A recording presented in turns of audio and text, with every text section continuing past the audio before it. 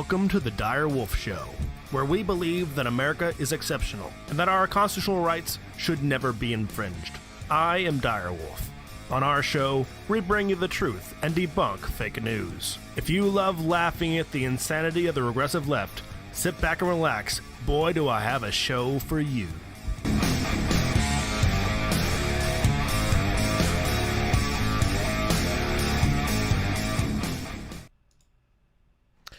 All right, welcome back, Wolf Pack. This is Fox Trevize here with you tonight. Tonight we got some special stories about just really the Democrat narrative absolutely collapsing, and it just is.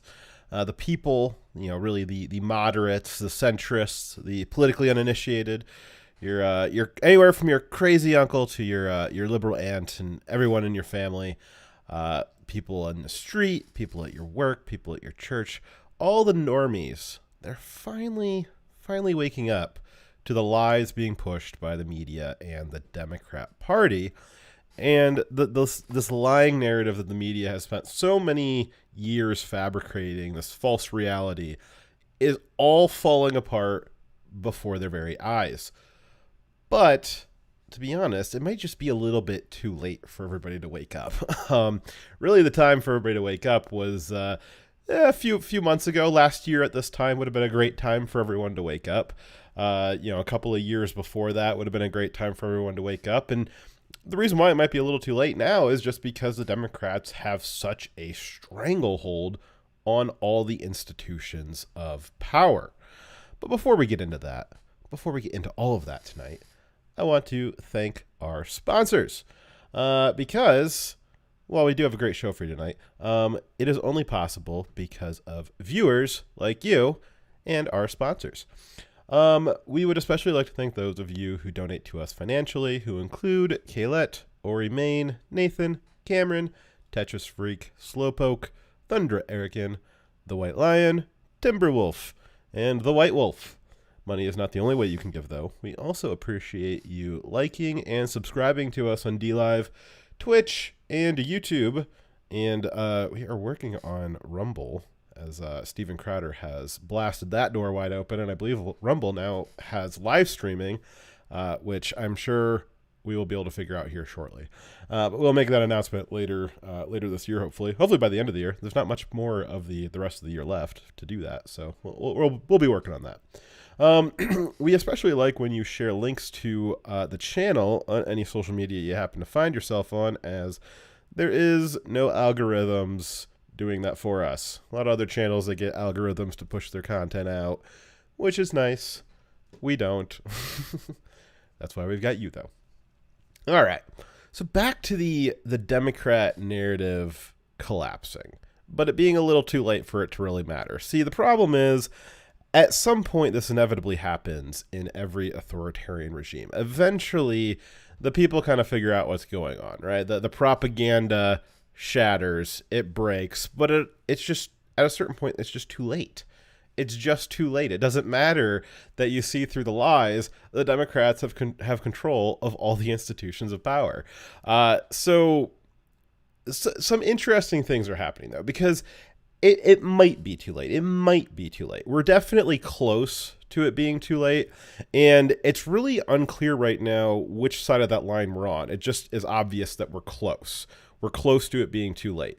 And some interesting things are happening because we're so close to that Rubicon point of, do the Democrats have enough power that it just doesn't matter that the people know that they're lying, that their narrative is shattered?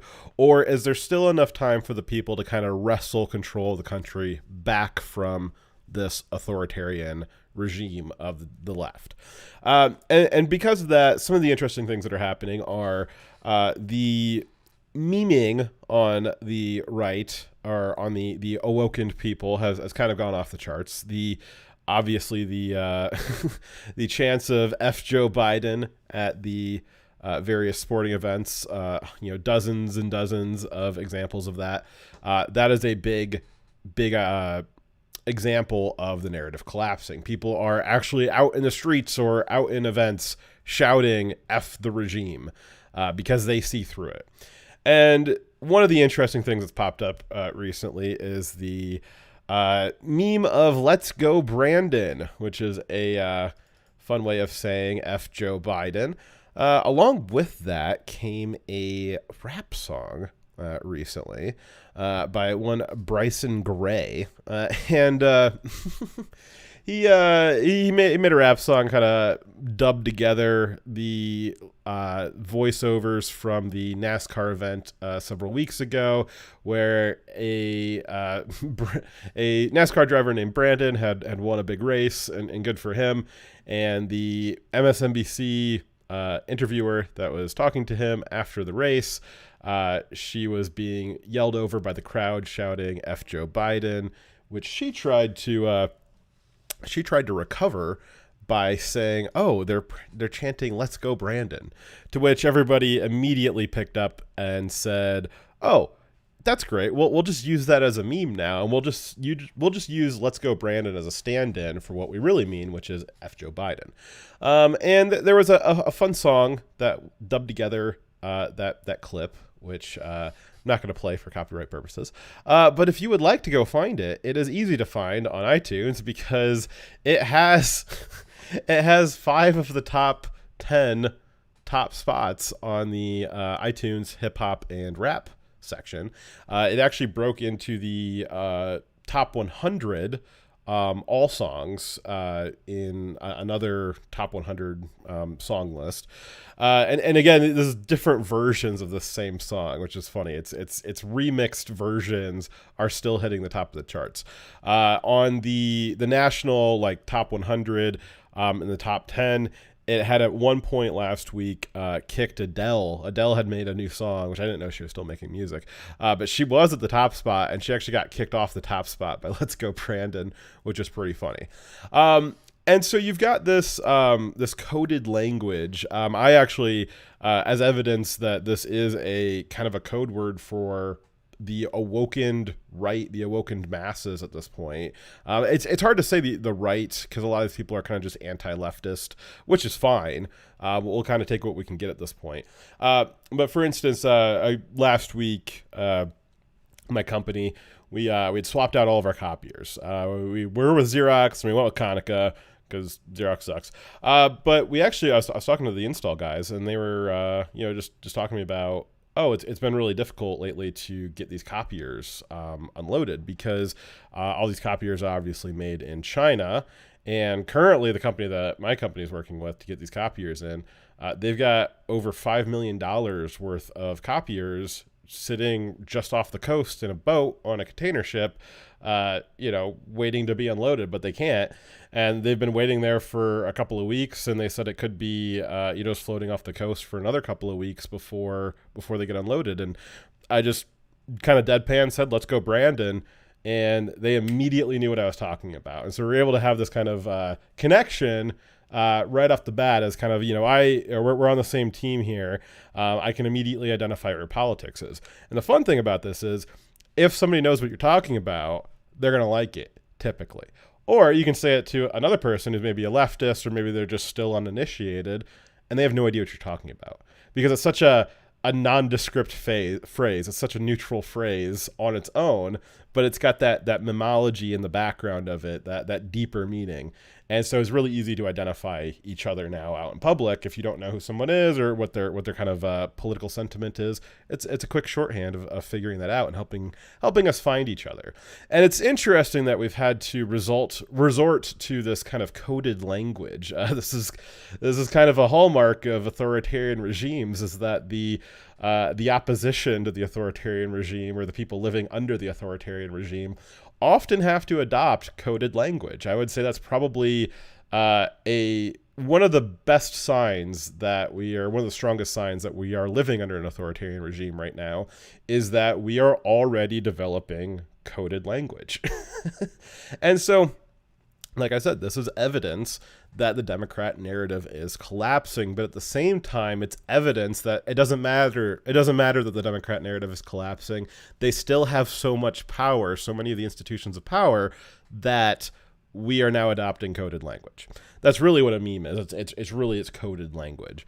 So the other the other examples of why the Democrat narrative is collapsing, not just our side. What is our side doing? It's obvious that the Democrat narrative is collapsing, but you can tell that just by looking at what the Democrats themselves are doing. And what we have for you tonight is a series of stories where the Democrats are very desperately trying to seize power. They have a lot of it right now. The question, like I said earlier, do they have enough as it is? And for them, it would be much better to have more than enough power than it would be to have not enough power, because it's very obvious to them that our side is waking up. And so the first example of that we have where the Democrats are very desperately vying for power comes to us from Virginia. There's something of a gubernatorial race afoot in Virginia, and the kind of high-level details are, if you haven't heard, right now in Virginia you have Glenn Youngkin, who is a Republican, facing off against Terry McAuliffe, who's a Democrat. Virginia, if you guys don't remember, just last year was blue, very blue for Joe Biden by 10 points. I believe it was about 54 to 44. They had voted 54% to 44% had voted for Joe Biden.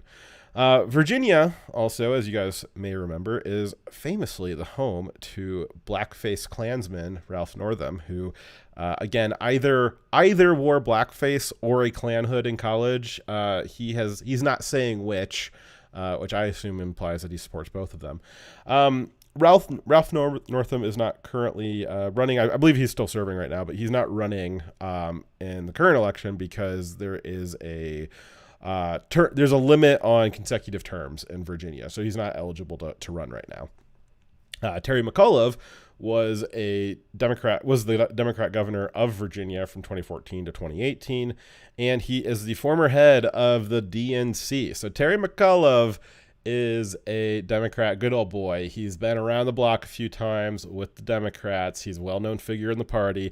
Again, maybe not so well-known to people who aren't political wonks or aren't from Virginia, but certainly for the Democrats, Terry McAuliffe is a big party guy. You have to be head of the DNC.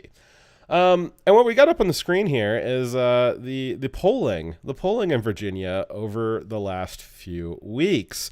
And as you might have noticed, you look all the way over there on the right side, where you got the little bit of red just peeking up over top of the blue there.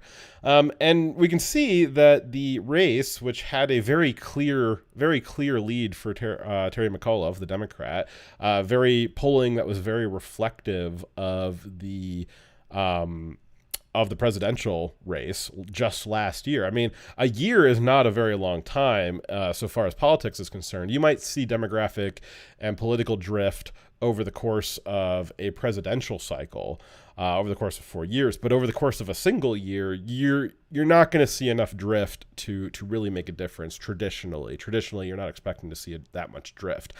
And as you can see, back in August, the results of the polling were as expected. This is the Real Clear Politics aggregate poll, which means that it's a bunch of different polls mixed together and averaged out. So this is a pretty representative graph of where the public sentiment in Virginia is over this time period for the governor's race.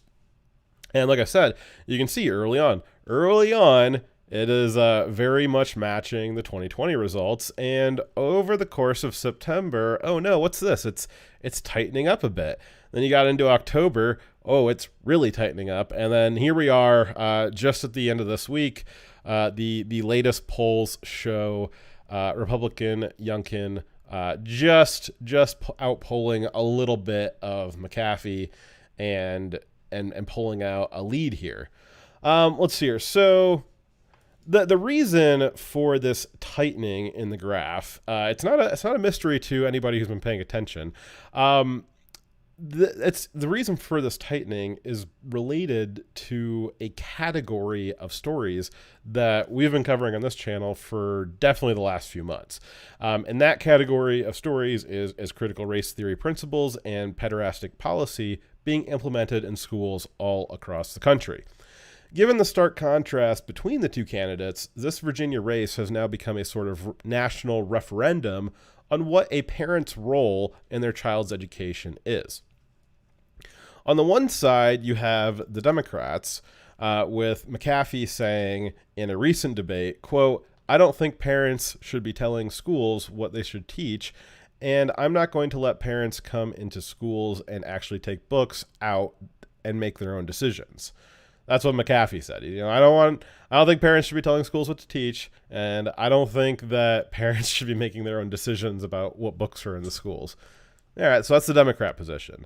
On the other side, at that same debate, you had Youngkin responding with, you believe school systems should tell children what to do.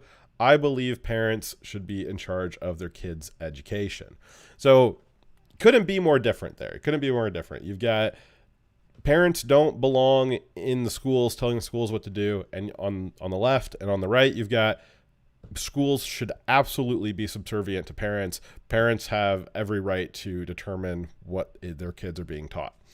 And just for a little bit of context here, the McAfee's quote here that I'm not going to let parents come into schools and actually take books out. He's actually talking about obviously he doesn't understand what the context of the story that he's referencing there, because the left lied about the story. But the story McAfee thinks that he's referencing here is actually a story from a few weeks ago, where a group of books was found in one school district to have explicitly sexual scenes and glorified pedophilia. And parents figured this out. They went to the school board. They actually read some excerpts from these books that were extremely erotic, not like erotic and ooh, I'm turned on, like for me personally, but just like these were like pedophile erotica, essentially, was what these books were. And the parents were reading out excerpts from these books at the school board meeting, and the school board actually said, "Oh, you can't read that out in public. It's too lewd and lascivious." And the parents are like, "What? You're teaching this to, like, grade schoolers? You can't you're sending I got this out of the book bag of my sixth grader. You're saying that this book is too raunchy for me to read out the school board meeting?" So that's the story that McAfee was referencing, which is funny that he thinks, oh well, parents, they've got no right to not let the schools give their children pornography, essentially. This is coupled with another story from last week, actually, where a Florida school took a group of second graders on a field trip to a gay bar. And maybe now you're getting the idea of why parents around the country are a little concerned about what schools are doing with their children throughout the day. And that concern, again, this governor's race in Virginia, is essentially a referendum on that question. Do parents have a right to take a role in their children's education? Do they have a right to take control of their children's education? The Democrats say no, children belong to the state. The state is their parents. The state gets to decide what they are taught. The parent has no role in that whatsoever. Stay out of the schools, as Terry McAuliffe would say. And the right, the Republican position, is parents absolutely have a right to be in charge of their child's education. And it would be, this decision or this question might be a little bit different even a couple of years ago, right? So even a couple of years ago, the Democrats say, well, the parents, let the schools they're the experts on educating children. Let the schools educate the children.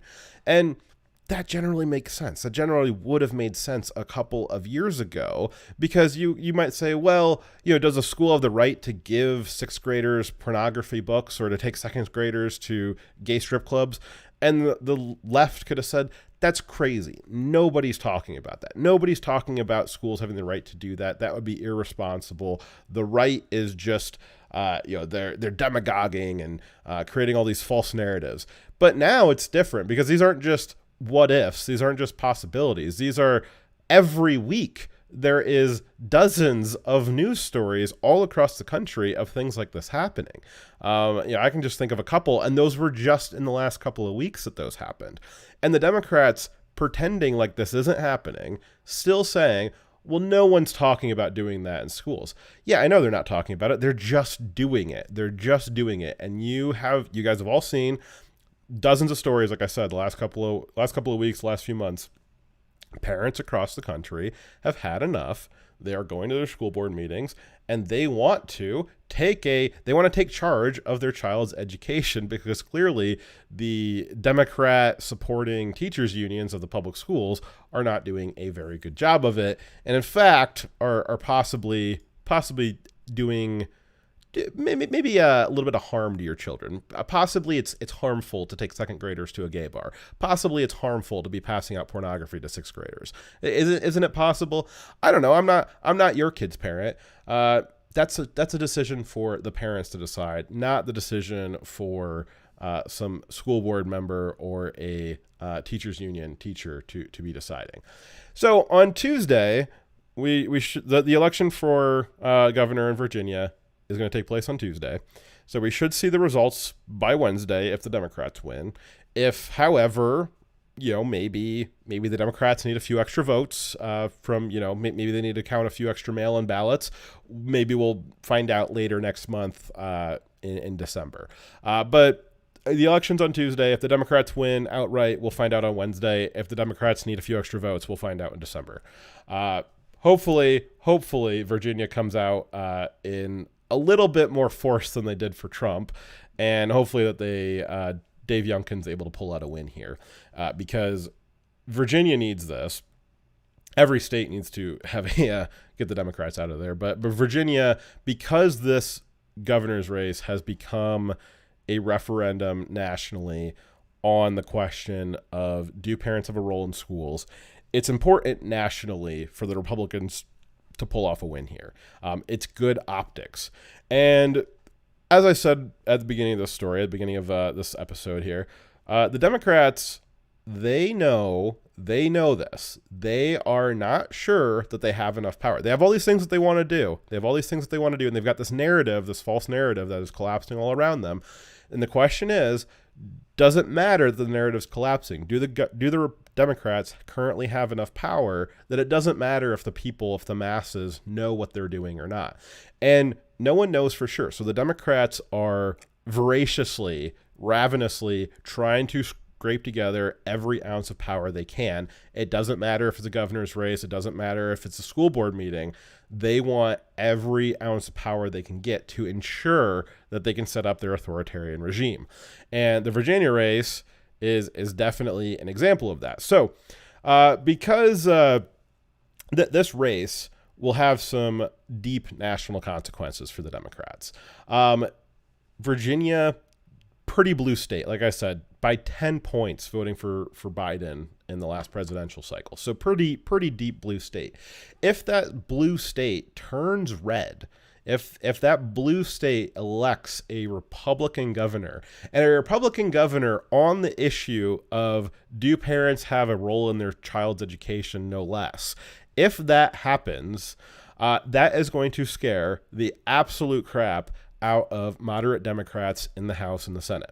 The House and the Senate, which is a story we're going to get to here later tonight, they are continuing to stall out on Biden's legislative agenda. They cannot, even though they have full control of the House and 50-50 control of the Senate, they cannot get Biden's legislative agenda passed because it is so unpopular with everybody. And a big issue with that agenda is it has a lot to do with this question of, do parents have a role in their child's education? And so if Virginia flips on that issue, if it flips red on that issue, it is going to further scare moderate Democrats all across the country, and it's going to continue stalling out Biden's legislative agenda. And just to give you a sense of how important this is to the Democrats, like I said, they are ravenously going after every ounce of power that they can. They really brought out the big guns this week.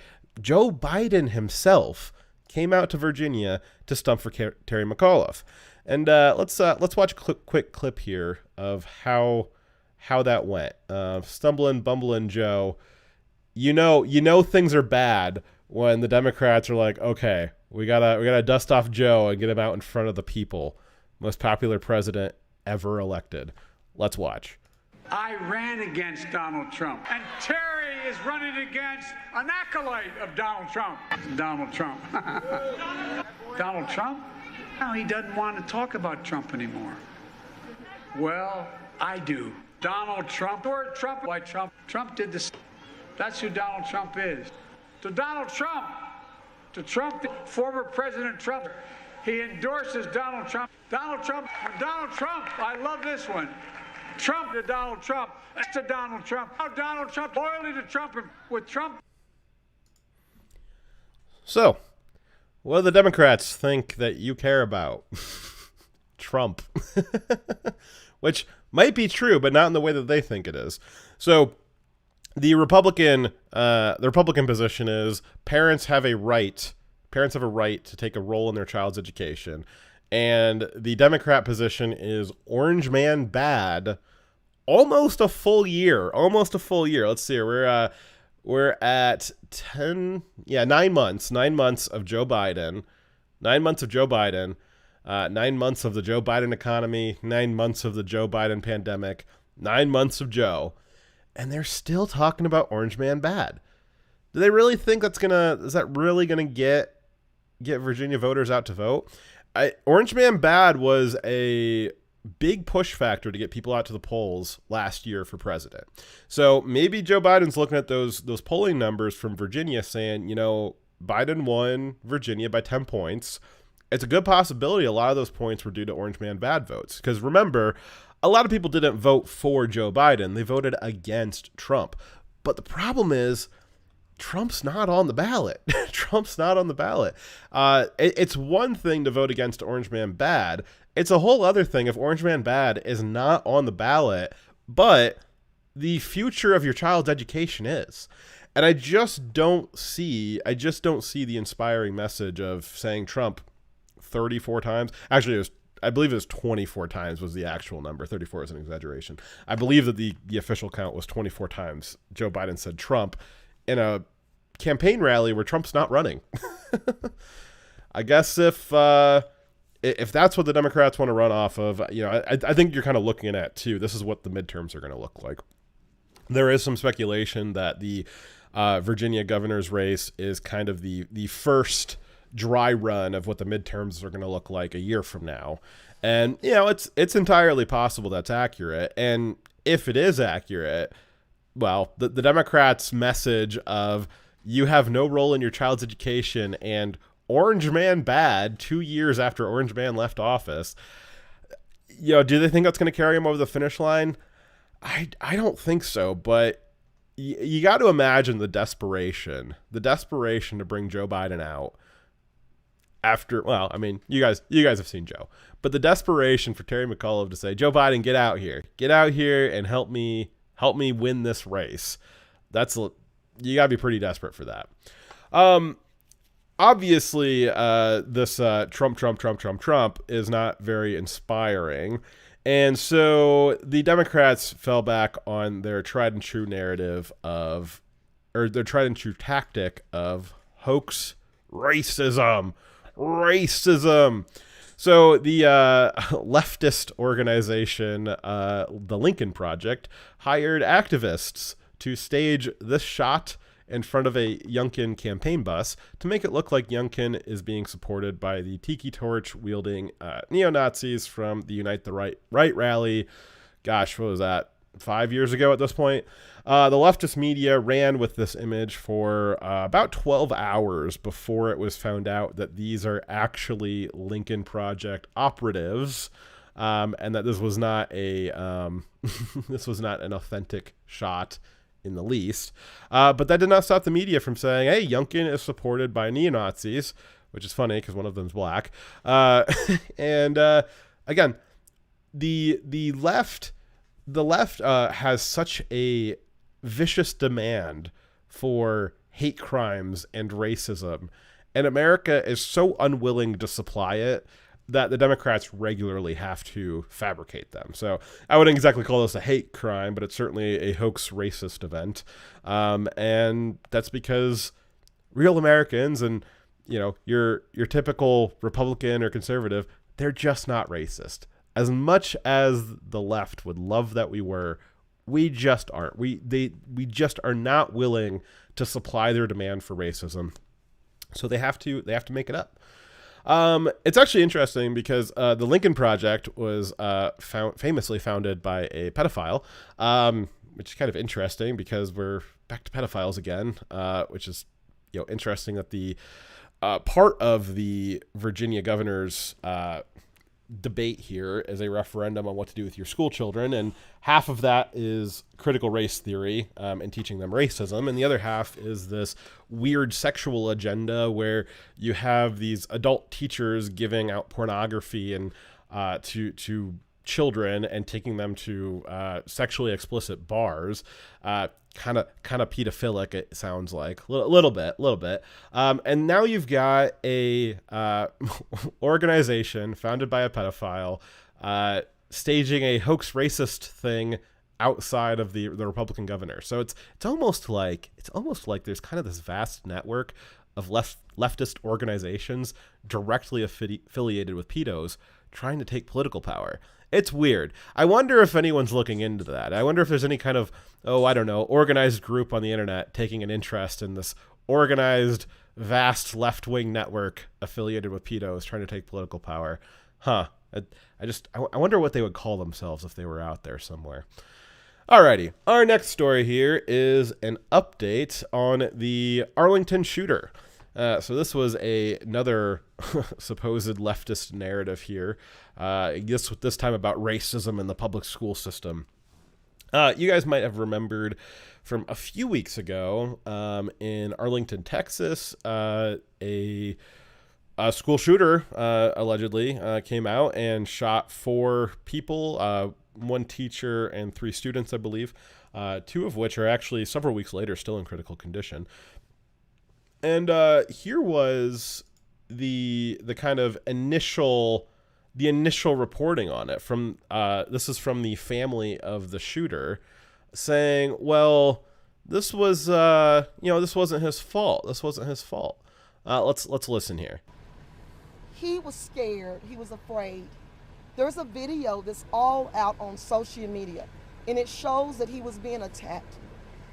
It wasn't just one person that would attack him and bully him, taking his money, harassing him due to the fact because he had more things than maybe others. It takes us all to stand together about this bullying.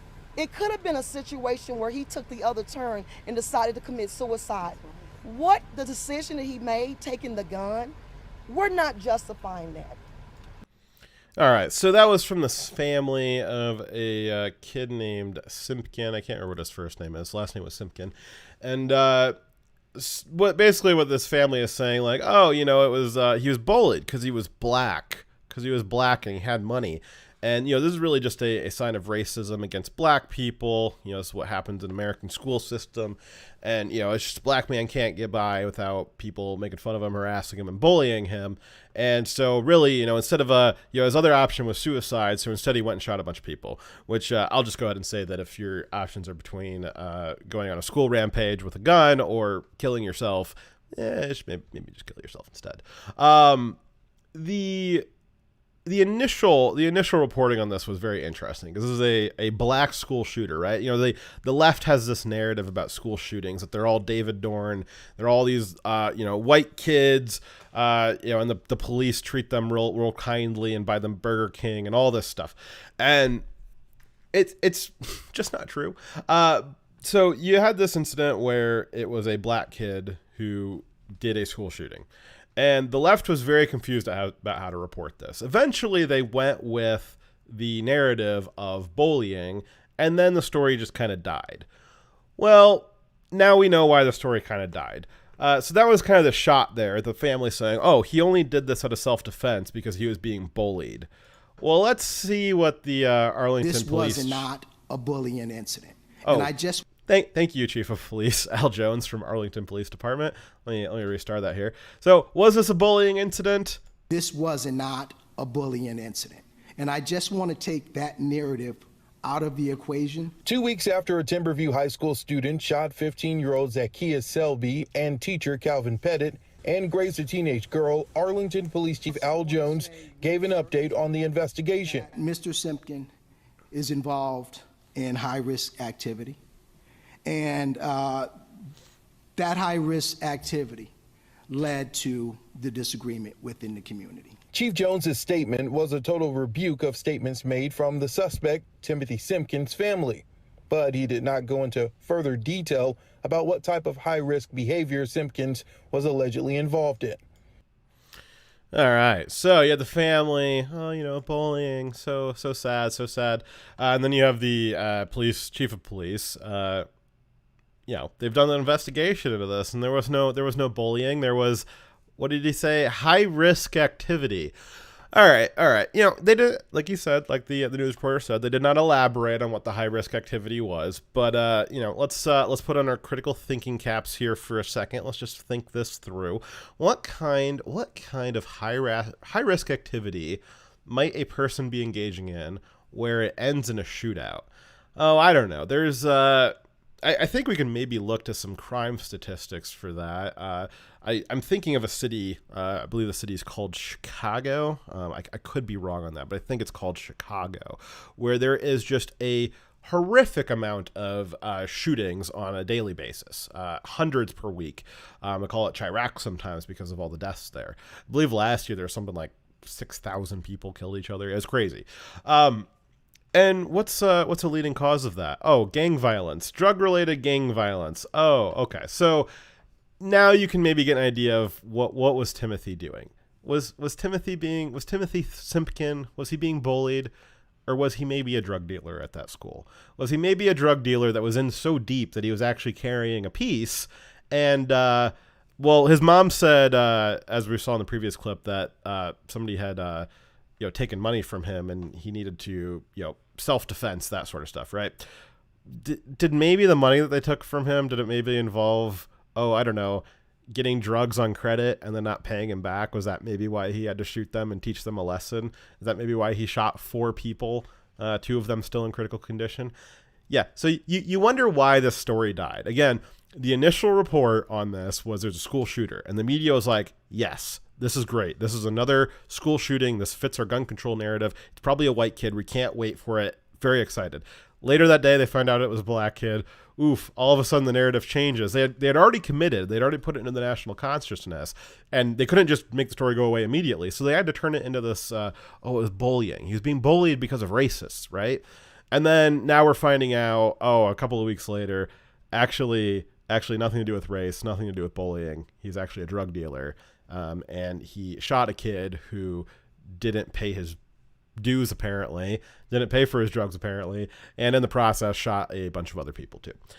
So that's why you guys haven't heard about this story since we last talked about it. Very likely. If you have heard of it, really the only person, the way I heard this story was Crowder broke this. Crowder broke this second piece here, and that was late this week.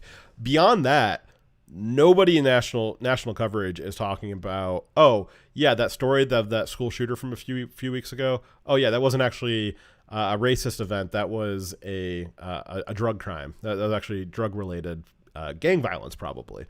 And it's interesting. Mark my words, I guarantee you it's already in there right now. This shooting will go in as a school shooting. And it will be used in statistics cited by leftists next year as to why you need to have your Second Amendment removed, why you shouldn't be able to have any guns, and why you don't have a right to self-defense. Because some thug in a school shot another kid because of a drug deal gone bad. You suddenly don't deserve to have gun rights. Alrighty. So another spot, we said tonight's kind of the theme is the leftist narrative collapsing. Another big reason why the leftist narrative is collapsing is another look at Hunter and Joe Biden here. So it's now become very clear that Joe Biden had no choice but to run and win the presidency. Otherwise, him and Hunter were going to be in some seriously deep trouble here. So we have this broke 2 weeks ago. I missed the story last week, so we just didn't have time to cover it. But that doesn't make the story any less relevant. We actually have found out that Joe Biden and Hunter Biden shared a bank account. And I would love for this article to pull up so I can read it but for some reason it is not, which is concerning because I was kind of counting on reading this live here. Oh, there we go. All right. Thank you, archive.org. All right. So we have from the Daily Mail, Joe Biden could become embroiled in the FBI's probe into Hunter's finances, experts say. Emails reveal that they shared bank accounts, paid each other's bills, and the president may have even funded his son's 2018 drug and prostitution binge. Well, that's a headline if I've ever read one. All right, let's read into this a little bit. I'm going to skip. No, I'll read this part too. Okay, so the Daily Mail always does this nice little kind of the highlights from the article. So I'm going to read through the highlights here. Then we'll read a few paragraphs, but there might be a little bit of duplication in there. Bear with me. All right. Ooh, jumped a little too far there. All right. So kind of the highlights from the story are emails from Hunter Biden's abandoned laptop obtained by dailymail.com reveal that, which is funny because I don't know which abandoned laptop they're talking about. I believe the count was up to 3, that there was a third laptop found a few months ago that Hunter had just left somewhere. So there's all these Hunter Biden laptops out there. It's kind of like a scavenger hunt. You got to collect them all. Daily Mail got one. Let's see here. So, emails from Hunter Biden's abandoned laptop obtained by dailymail.com revealed Joe and Hunter shared bank accounts and paid each other's bills. The president may have inadvertently funded his son's 2018 drug and prostitution binge. Emails between Hunter and Eric Schwerin, his business partner at consultancy Rosemont Seneca, show Schwerin was working on Joe's taxes. The claim raises serious concern about whether funds from the joint accounts were used for Hunter's May 2018 week-long bender with a prostitute. That's a hell of a bender. Last December, Hunter admitted in a public statement that he was under investigation over his tax affairs. A former federal prosecutor tells dailymail.com that if money was flowing between Hunter and his father, that could make Joe the target of a probe. Yeah, because if Hunter is having money laundering investigation, let's see here, the FBI and the IRS probe is reportedly looking into Hunter's foreign business relationships and the potential for money laundering charges. If one person is laundering money or suspected of laundering money, and another person is sharing bank accounts with them, well, you can be pretty sure that that other person is also going to get wrapped up into that investigation. Let's read a little bit of this here. Again, there might be a little bit of repeat on this, but I just want to give you guys some of the context here. So, President Joe Biden, the Daily Mail reports, President Joe Biden could become embroiled in an FBI investigation of Hunter's finances, experts say, as emails reveal the father and son shared accounts and paid each other's bills. Emails recovered by dailymail.com from Hunter's abandoned laptop between Hunter and Eric Schwerin, his business partner at consultancy group Rosemont Seneca, show Schwerin was working on Joe's taxes, discussing the father and son paying each other's household bills, and even fielding requests for a book deal for the then vice president, as well as managing the donation of Joe's Senate papers to the University of Delaware.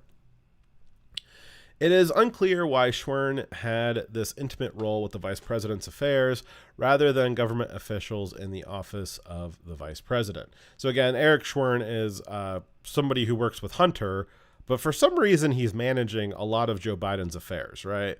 It's a little suspect, right? That shows that there's maybe not as much distance between Joe and Hunter as Joe would like to claim. They continue. It's unclear. Oh, wait, I already read that part. They continue. Hunter's claim that he and his father shared a bank account also raised serious questions whether funds from the allegedly joint account were used for Hunter's May 2018 week-long bender with a prostitute in a Hollywood hotel. Last December, Hunter admitted in a public statement that he is under federal investigation over his tax affairs. A former federal prosecutor and expert on money laundering and criminal tax laws tells DailyMail.com that if money was flowing between Hunter and his father, that could make Joe the target of a probe, but investigators would have a tough time sitting down with the president. Again, why did Joe Biden run for president? Barack Obama famously said, Joe, you don't have to do this. Actually, Joe might have had to do this because, as they say, anybody investigating Hunter for money laundering, they're going to have a tough time sitting down with the president. See here, whatever transaction you're looking at, if there's a connection to a family member or a friend, sure, the answer is yes, they would be investigated, the ex-prosecutor who asked not to be named said. Obviously, if you're talking about the president of the United States, you better have a pretty damn good reason to talk to that person. All right. So the article goes on. This is actually a rather lengthy article. As much as I'd love to go through all the pictures on Hunter's laptop again, this kind of goes through kind of an esoteric analysis of all the emails that they found. And while I could go through the kind of conspiracy board and do all the links for you, this is something that's probably better served on your own time. If you don't believe me, like I said, you can go find this article. This is Daily Mail. A lot of other places are reporting on this. It's just Daily Mail's the primary source because they actually have the laptop. They actually did the investigation into the emails, and they're able to link them all together and basically show what I just read out there and kind of the intro to the story. So either you believe me or you don't believe me. You can go find out for yourself. Either way, it's true. That's one of those tricky things about facts, right? True things that they just are. But unfortunately, we don't have time to go through that in detail because that would definitely take the remainder of the 3 to 7 hours that this show typically goes on. But we will go on to the next part of this, which is further corruption in the Biden household. So it's not just that Joe and Hunter were previously corrupt. Again, this is all linked into dozens of stories that Direwolf Media has covered the past 2 years of. You've got Sinohawk, where Hunter had this business deal with the Chinese where they were giving him millions of dollars. You've got Joe's brother involved. You've got Hunter on the board of Burisma and Joe Biden as vice president withholding $1 billion of U.S. foreign aid to the Ukraine over this. You got all of these other things where Hunter's making millions of dollars off his father's name. And the big question was not, is Hunter corruptly receiving money, but is Joe Biden also corruptly receiving money based off his son selling the Biden name? And this revelation in this single story here shows that Joe and Hunter shared bank accounts and that they paid each other's bills. Well, what money was Hunter going to be paying Joe's bills with? Hunter would be paying Joe's bills with money he made by selling Joe's name. So that kind of puts a pin in it, right? That puts a pin in it. So you've got kind of for the 80th time, kind of similar to like, did the NIH fund the gain of function research in Wuhan? We found out that yes, they did for the 5th time last week.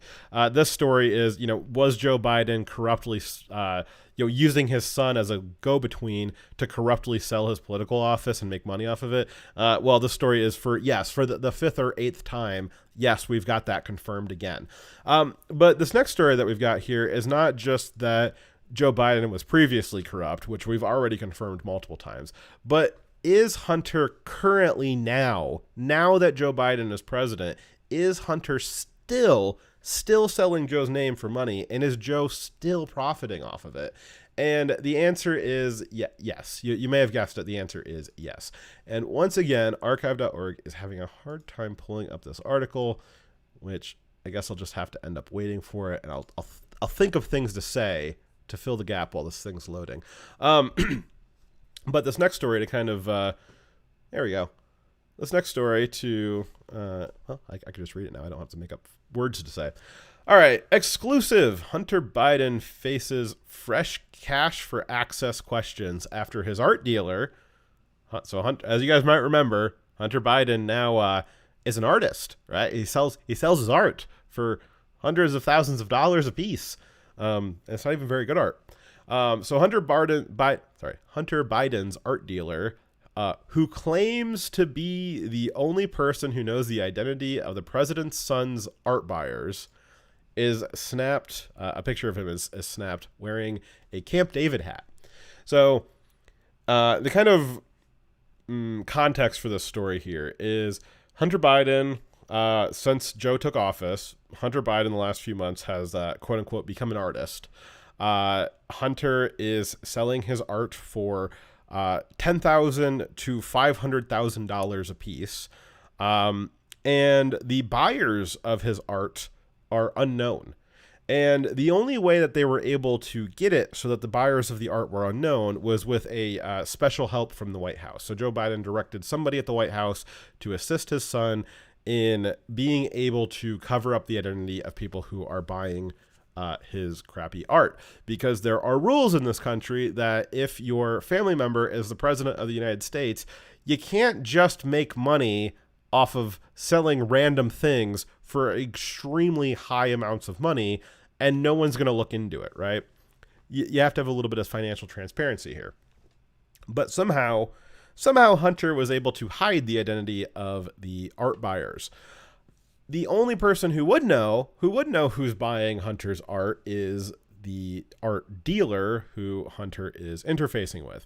Now, why is the identity of the art buyers important? Well, because you don't pay $500,000 for a crackhead's finger paintings unless that crackhead's dad is the president and you think that maybe you can buy some influence. So it's important to know who those people are. But like I said, the White House has assisted Hunter Biden in making sure that no one does know who they are.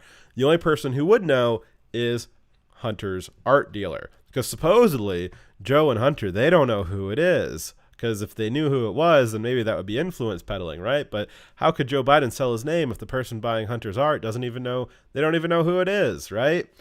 Well, this story seems to kind of put a chink in that. Let's hear. So the high levels of this article are George Burgess. George Burgess was snapped in a cap on a friend's Instagram page. The pal who shared it, gossip columnist George Wayne, captioned it, quote, "Were you at Camp David last weekend with your artist Hunter Biden?" The Instagram photo was shared 2 days before Hunter's exhibition opened in Soho. Hunter and the White House insist that they don't know who will be buying his paintings, some of which will go up to $500,000. But Burgess does know, amid ongoing concerns that the artwork could be used as potential leverage by those looking to influence the president. Let's see here. We'll just go for this picture here. This basically just gives some information about the Instagram post, which is really irrelevant. The important part of this is somehow the only person who knows who bought Hunter Biden's art for $500,000, the only person who knows that is supposed to be independent, right? This is supposed to be Hunter's thing. This is not supposed to be Joe Biden's not involved in this at all, supposedly, because if Joe Biden was involved in this somehow, then it would look like a pay-for-play scheme, right? So you've got, the way this would work is you've got some business dealer, right? Some business tycoon who wants special access to something, or they want the president to say something that'll make their stock go up or whatever.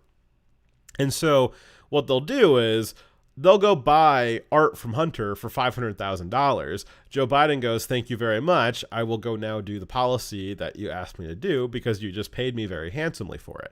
That's what we would like to not happen. So to allegedly prevent that, the White House set it up for Hunter that he could sell his art without knowing who the buyer was. That way there would be no way for Joe to really know if that business tycoon paid off Hunter by buying his crappy art for, about $500,000 more than what it was worth. There'd be no way for Joe to actually know that because the artist's identity is hidden. So how could you possibly have pay for play if you can't verify that the person paid, right? Well, the only person who would know, like the article said, is this Burgess guy, the guy in the photo here on the right, wearing a baseball cap with the Camp David logo on it. Now, why would he be wearing a hat with the Camp David logo on it?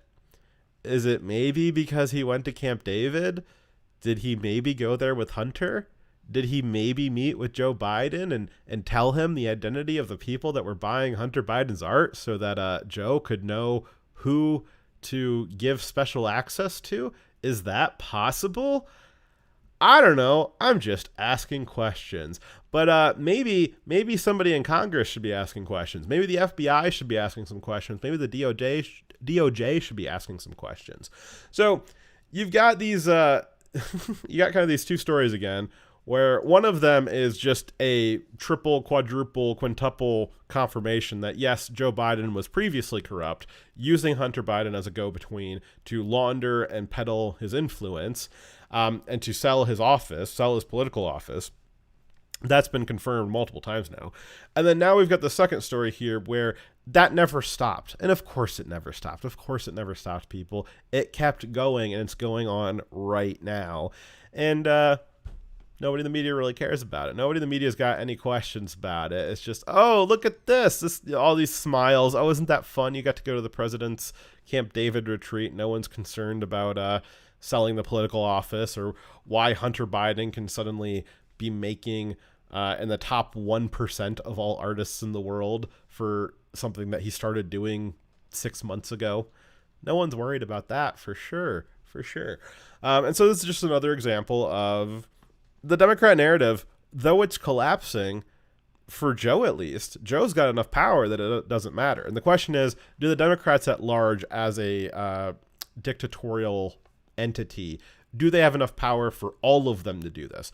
Joe Biden is living the way all the Democrats would love to live. He is in a position of political power, and he is able to profit for himself and his family immensely off of that by selling out the country and using the labors of the taxpayer to fund his family's adventures and to sell American influence abroad to whoever the highest bidder is on Hunter Biden's art.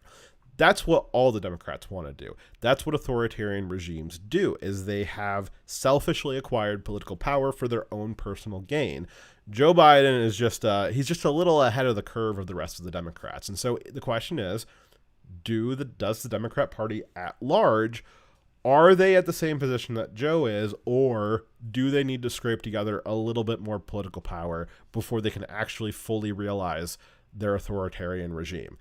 I don't know. It's a good question. It's a good question. The Democrats are still scraping together as much power as they can possibly get, which leads us into our next story. To get political power, you need to have voters, or at least alleged voters, right? So I don't want to bury the lead here. We'll just jump right into this story here from the Wall Street Journal. There we go. The Biden administration is in talks to pay hundreds of millions of dollars to immigrant families separated at the border.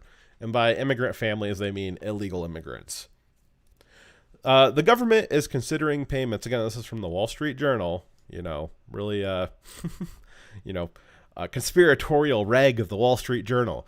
Government is considering payments of $450,000 per person affected by the Trump administration's zero tolerance policy in 2018 for asylum seekers illegally crossing the border. Let's see here. The the Wall Street Journal says, the Biden administration is in talks to offer immigrant families that were separated during the Trump administration around $450,000 per person in compensation, according to people familiar with the matter, as several agencies work to resolve lawsuits filed on behalf of parents and children who say the government subjected them to lasting psychological trauma.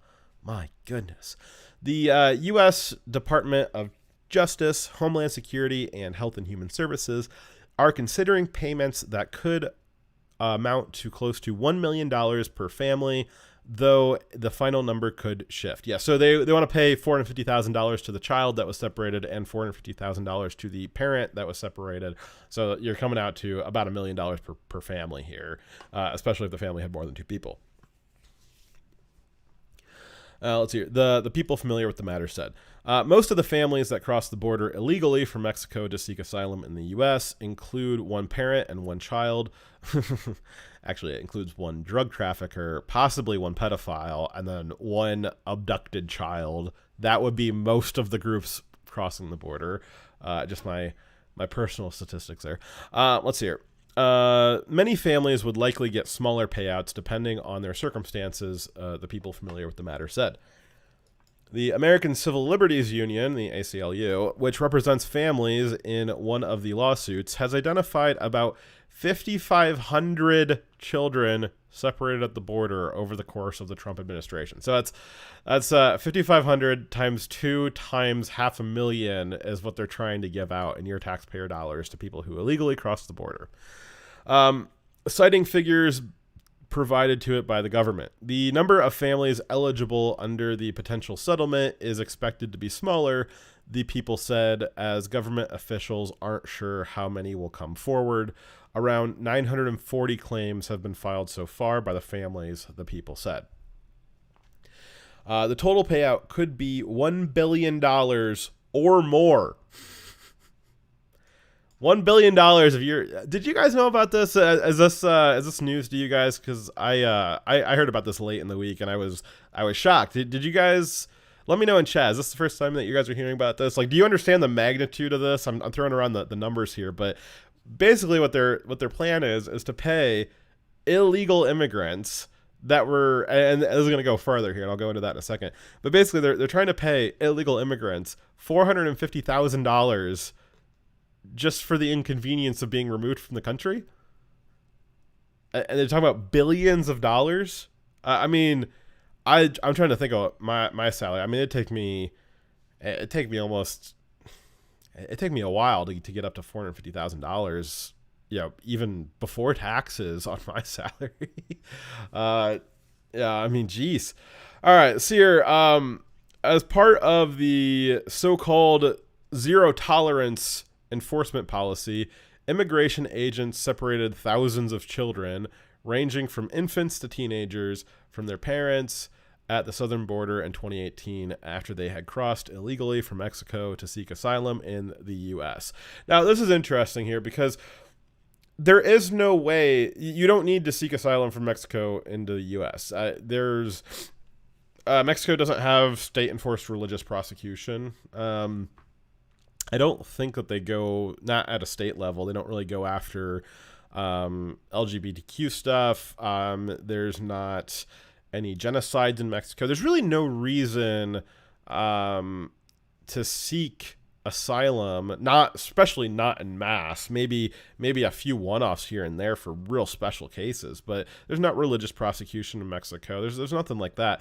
There's really nothing happening in Mexico that would qualify anyone for asylum in the U.S. So this is from the Wall Street Journal. This is actually fake news. This is what fake news looks like, guys. You gotta, they're crossing illegally from Mexico to the U.S. to seek asylum. Like, that's not possible. The context I'm giving you of what is asylum in the U.S., there is nothing going on in Mexico in bulk that would make anyone eligible for asylum in the U.S.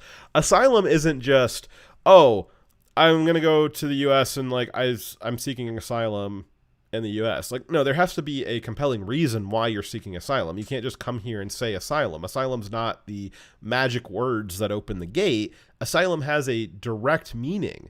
It means that you are going to be either a political or a religious victim of violence and or death at the hands of your government. That is what asylum is meant to be.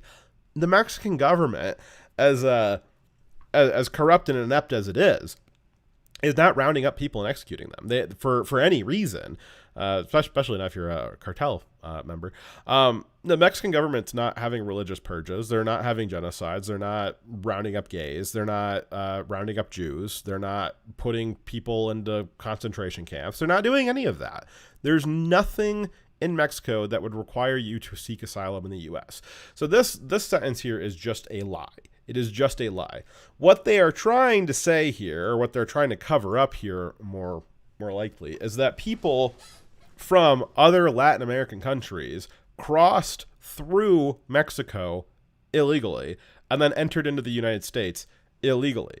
Again, that's not how asylum works. Asylum, again, unfortunately for the left, the word asylum actually has a legal definition, and it has an international legal definition.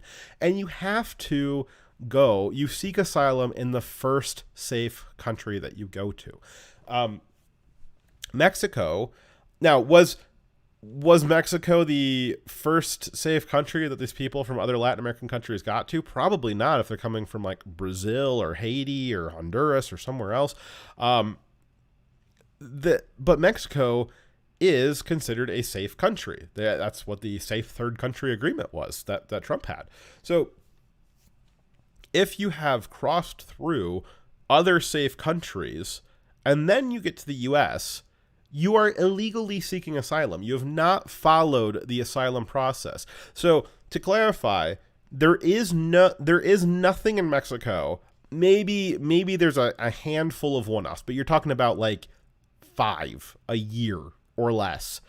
There's not in bulk Mexican government policy that is putting large groups of people based off their demographic or their religion at risk where they would need to seek asylum in the U.S. So there are no Mexicans, or very few. There are very few to none Mexicans that are eligible to seek asylum as asylum is defined in the U.S. And anyone passing through Mexico from the south is also not eligible to seek asylum in the U.S. because of the safe third country. You have to seek asylum in the first safe country that you get to. Now, if the left wants to have an argument about whether or not Mexico is a safe country, that's on them. But as defined by international treaty, Mexico is in fact a safe third country. They are in fact a safe country so far as the asylum process is concerned. So this whole sentence here is the lie. It is the lie that there were people who had illegally crossed from Mexico to seek asylum in the U.S. They were not seeking asylum. They were just seeking to illegally enter the United States. And it makes a difference, right? Because America has famously given asylum to people being persecuted throughout the world, throughout history, right? We are a very generous country, perhaps too generous as of recent, and a lot of people like to take advantage of that. But that doesn't mean that there wasn't legitimate reasons for asylum in the past. And so by using the word asylum, instead of saying, because they could have just made the sentence true by saying, after they had crossed illegally from Mexico into the United States, they could have just skipped over the seek asylum, because these people are not seeking asylum, or if they are, they're not legally seeking asylum. That would have made this true, but they have to lie about it to try to pull at your heartstrings, right? Again, the whole process of asylum historically has been people being horrifically prosecuted, killed and tortured for their race, their religion, their orientation, etc., etc., etc. And the U.S. has very generously, our liberty-minded society has taken them in to rescue these people from the world, right? This is not what's going on the border across Mexico. These people are, quote unquote, to the extent that they're seeking asylum, it's for economic reasons. These are economic migrants. They're not being prosecuted in their country. They're just poor. And they want to be poor here because being poor in America means endless handouts from the Democrats and, very, very robust social welfare programs that they don't have in their country. And that's not my problem. That's not your problem. And I think that the U.S. political climate would benefit from people being more blunt like that. It's not that you have to justify why, there's all these economic reasons why we can't let in hundreds of people or hundreds of thousands of people from all over Latin America. It doesn't work for the middle class, or we don't have the jobs for them, or this XYZ economic statistic doesn't see it working out very well.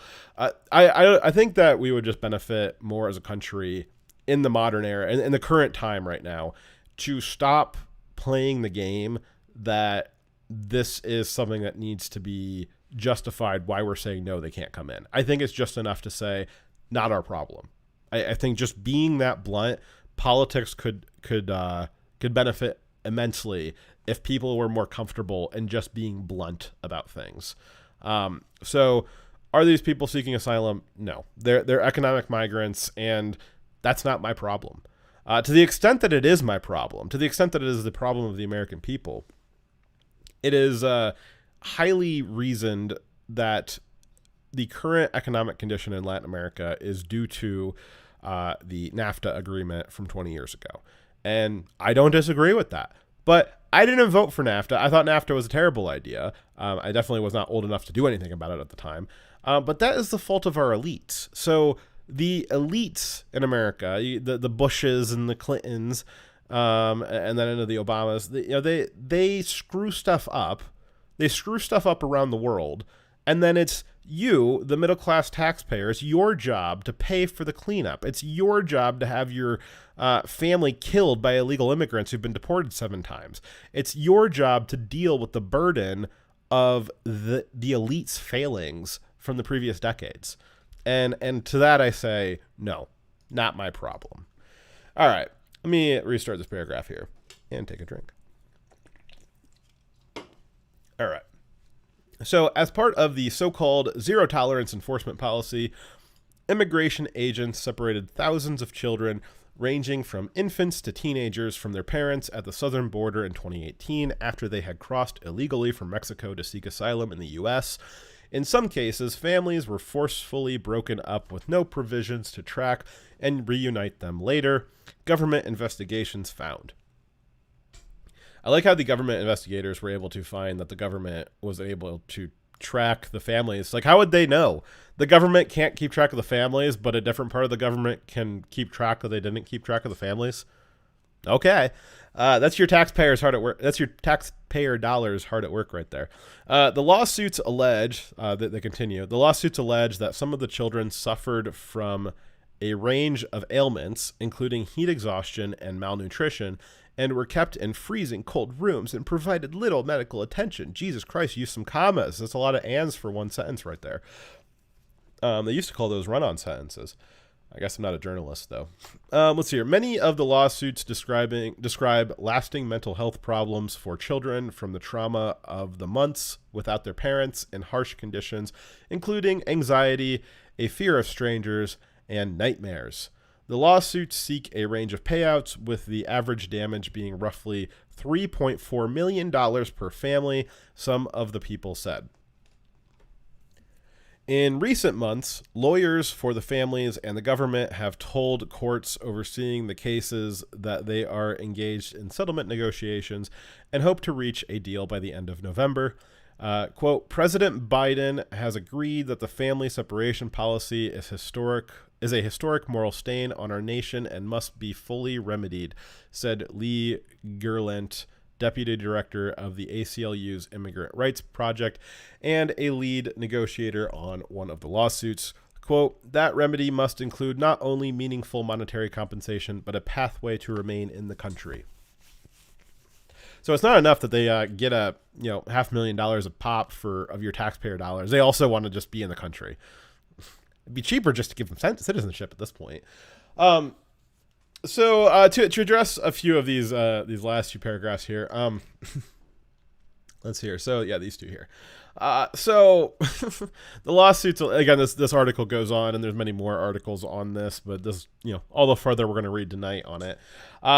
Let's hear. So some of these lawsuits describe they're in freezing cold conditions. Okay, so I actually remember that. That is a lie. What they are referencing right there is a story from nearly 2 years ago. Basically, there was a story that holding facilities in the middle of the desert in Arizona and Texas, that they had kept the AC on, and that the internal temperature was 68 degrees, right? And so that's colder than the outside, because outside it was probably 40 degrees hotter than 68 degrees. The Arizona and Texan summers out in the middle of the desert where these ice facilities are, they regularly get over 100 degrees, some of them up to 110, 120. And that's why people are coming in of heat exhaustion. They're dehydrated. They're malnourished because the parents, to the extent that some of these people were parents, more likely they're child traffickers or drug mules. They're dragging these children through the desert in 110 degree heat without much food or water. And all of a sudden it's like, oh, well, these kids are malnourished. And for some reason, that's ICE's fault. So I actually remember, again, the story that there was a report, and I believe AOC was actually on it too. She was one of the first big names to kind of highlight this story and to lie about it way back when she first got elected, that they were freezing out, the Trump administration was freezing out children in these ICE facilities. And it turned out, an investigation turned out that it was just colder than what these kids were used to. It wasn't that they were freezing to death. It was just 68 degrees is colder than what it normally is in their, back from where they're from, where they don't really have air conditioning. And it was certainly colder than where they had come from, which was in the middle of the desert, in the middle of the heat. So this story was a lie at the time, which I believe actually we covered this way back when. But it's funny because, now you've got the story that was a lie 2 years ago. It's just suddenly after 2 years, it's been transmuted into a truth that can be referenced in a lawsuit just flippantly without context. And one of the reasons why it was referenced flippantly without context is because the Wall Street Journal thinks that you don't remember that story of AOC lying about ICE facilities freezing out kids when it turned out it was only 68 degrees. They think you don't remember that. And maybe some of you don't remember that, but that's what I'm here for, because I did remember it, and it's not true. It's just not true. All right, so another line here is that if the kids were suffering from heat exhaustion and malnutrition, that is the fault of their parents.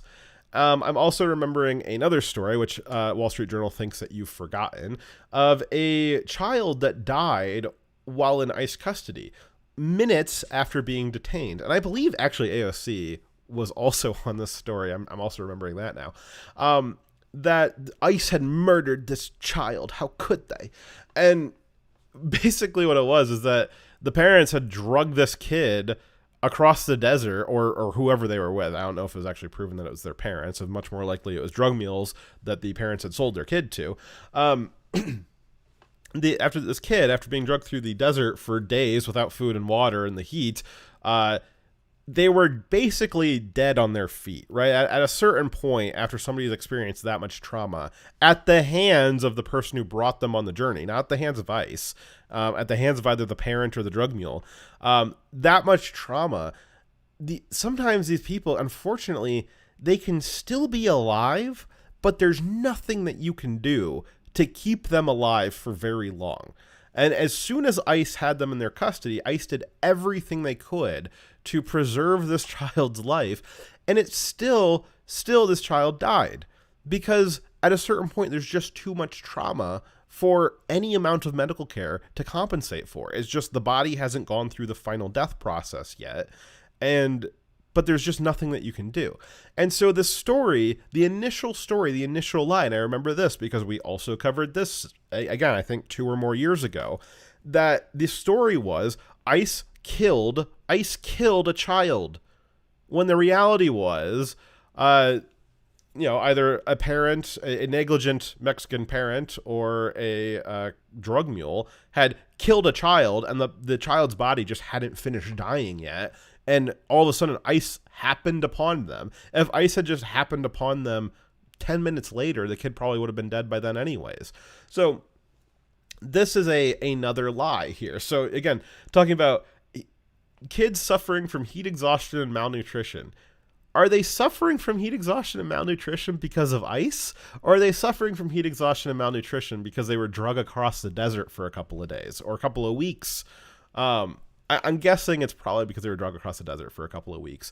And so this idea that a parent can sell their kid to a drug mule who drags them across the desert for a month and a half, and their kid gets heat exhaustion and malnutrition, all of a sudden, you as the taxpayer, that's your problem now. All of a sudden, that's your problem. And you've got to pay them out $500,000 a piece. Isn't that just great? Don't you love this country? Let's see here. So this is how media creates history. They're actually fabricating history in real time. We tried to call it out. Dire Wolf Media tried to call this out in real time when it happened. Like I said, I remember these two stories from during the Trump administration up to 2 years ago at this point, and we covered it on the show way back when, during the Trump administration. But even though we called it out then, and other commentators called it out then, other right-wing conservative media outlets tried to cover this at the time, it wasn't enough. And so the fake news of 2 years ago, it's just all facts now. It's time. Time is the great healer. You've got these false narratives, and time has healed them into facts. And now they are concrete fixtures in the past, and there's nothing you can do about it anymore. All the lies that they're telling now, 2 years from now, in 2023, all the lies that they're telling right now, those two are very likely to just transmute into facts. They have control of the past, and there isn't much to suggest that they don't also have control of the future. It doesn't really matter what we do now, unfortunately, because they have so much control over the media institutions that they can just say it enough that it becomes fact over time. Let's see here. So I hopefully you guys can kind of understand that, and it's unfortunate too, because this is something that, like, I was personally a part of, right? Dyer and we were personally calling these out years ago, these particular stories. And like I said, Wall Street Journal thinks that you don't remember these. That's why they just flippantly reference these things happening. And they like in this article, it doesn't say, reference this story of when ICE killed a kid from malnutrition, or reference this story when ICE froze a kid to death in 68-degree bunker. They didn't do that. They just flippantly said that it happened. But I remember those stories when they were scandals, and I remember the debunk on them. But Wall Street Journal thinks that you don't remember the debunk. Wall Street Journal is just referencing it as a historical fact now. The ACLU is putting out lawsuits with those stories as historical fact now, even though they were false. They were false. So we're already seeing the results of the Democrats having control of the past. And unfortunately, until somebody makes a time machine, there's just nothing that you can do about that. And unfortunately, in the last 2 years, the left has only gotten a deeper stranglehold on the media institutions. So again, like I said, in 2 years from now, all the fake stories, all the stuff that are being debunked in real time right now, in 2 years, those debunks won't be remembered. In 2 years, those fake narratives will just be referenced as facts in other media articles and as facts in legal cases. Great. And then the last little bit here is kids that are scared of strangers. Let's see here. Yes, here. Children. So many lawsuits describe lasting mental health problems for children from the trauma of months without their parents in harsh conditions, including anxiety, a fear of strangers, and nightmares. Kids that are scared of strangers and have nightmares. Wow. Just wow. That's definitely caused by the U.S. I didn't realize. I know some of you guys are parents out there. Did you know that if your kid is scared of strangers, that is the fault of the U.S. government? It's crazy because on one side of the coin, the government taking care of you is able to induce anxiety, fear of strangers, and nightmares, which I don't disagree with. I mean, I have anxiety, fear of people wearing people who look like they're FBI informants, and I have nightmares about the government too. I guess maybe I can get a payout from Joe here for the mental trauma that the government has inflicted on me. So at the same time that the government taking care of migrant children is inducing fear, anxiety, and nightmares in them, on the flip side of it, a story we're going to cover here in a little bit, is Joe Biden wants to do cradle to grave care with pre-K and daycare and grade school and college, and just take care of you cradle to grave. Have the government, you're just going to be, as soon as you're born, you're going to be in a government institution. You'll be in a government institution all the way up through college, which Joe Biden's going to pay for. And after college, you will get a job in a government institution of your choosing. Probably not, probably more like the government's choosing. And somehow that's not going to induce any anxiety. That's not going to induce any fear of strangers. And that won't induce any nightmares in those children for sure. But if it's migrant children, it does. And now you got to pay them out. So I just find this interesting that a child's fear of strangers is worth $500,000. Again, some of you that are parents out there, does that sound right? Or does that sound just maybe like kids? Are kids just... Some of them are scared of strangers. Stranger danger. Why shouldn't you be scared of strangers, actually? I mean, honestly, like, why shouldn't a child be scared of strangers? Also, do you really think that it was the ICE facilities that induced anxiety, fear of strangers, and nightmares? Or do you think that it was maybe... Do you think that was maybe the coyotes and the obviously, I mean, not the dog... I mean, the Mexican human traffickers. Do you think that maybe it was the human traffickers and the drug dealers that were maybe them raping all the children along the way? I think it's like 80%, like 4 in 5 kids will be raped on the way to the U.S. By the other people traveling with them. Do you think that maybe that has something to do with the anxiety, fear of strangers, and nightmares? Do you think that maybe starving to death in the hot desert sun for weeks at a time with very little water? Do you think that maybe that's the reason why they've got some anxiety? Do you think that maybe that's the reason why they've got some nightmares? Do you think maybe some of the nightmares are due to the horrific conditions in their own home countries? I don't know. Maybe just a thought. I as awful as the U.S. government is, I just don't think the U.S. government is responsible for the anxiety, fear of strangers, and nightmares that children have. Though I am open to being proven wrong. All right. So just to give a little bit of perspective on this $450,000 per illegal immigrant, just to give you some perspective. If you enlist in the military and get killed by a jihadist, the U.S. taxpayer will award your family $100,000, or approximately like 10 to 50 years of your salary if you're an E1. So you can serve your country, give it all. You know, some give some give all, or most give some give all. You can give it all for your country. You can die. You can actually get killed defending the Constitution and the American citizen, and the government will award your family $100,000. You can illegally cross into the country and complain about being taken care of by the same U.S. government, and they'll give you $450,000 for the inconvenience. You could be a soldier defending the U.S. border, get killed by an immigrant. Your family gets $100,000. That immigrant that kills you gets across the border. ICE picks them up, and now they get $450,000 from ICE. How about that? Let's see here. So, Senator Tom Cotton captured the sentiment quite frankly. Senator Tom Cotton said, quote, "It would be unthinkable to pay damages to a burglar who broke into your home for the, quote, psychological trauma they endured during the crime.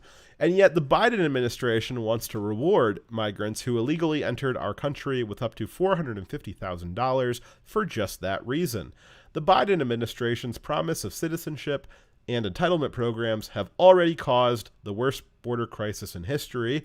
A huge cash reward will make it even worse. This is the height of insanity," Tom Cotton said. So the part that the Wall Street Journal did not get to, I think it's way, way lower in the article, is that this is just a kind of introductory plan, right? The Biden administration has bigger plans for this $450,000 per immigrant.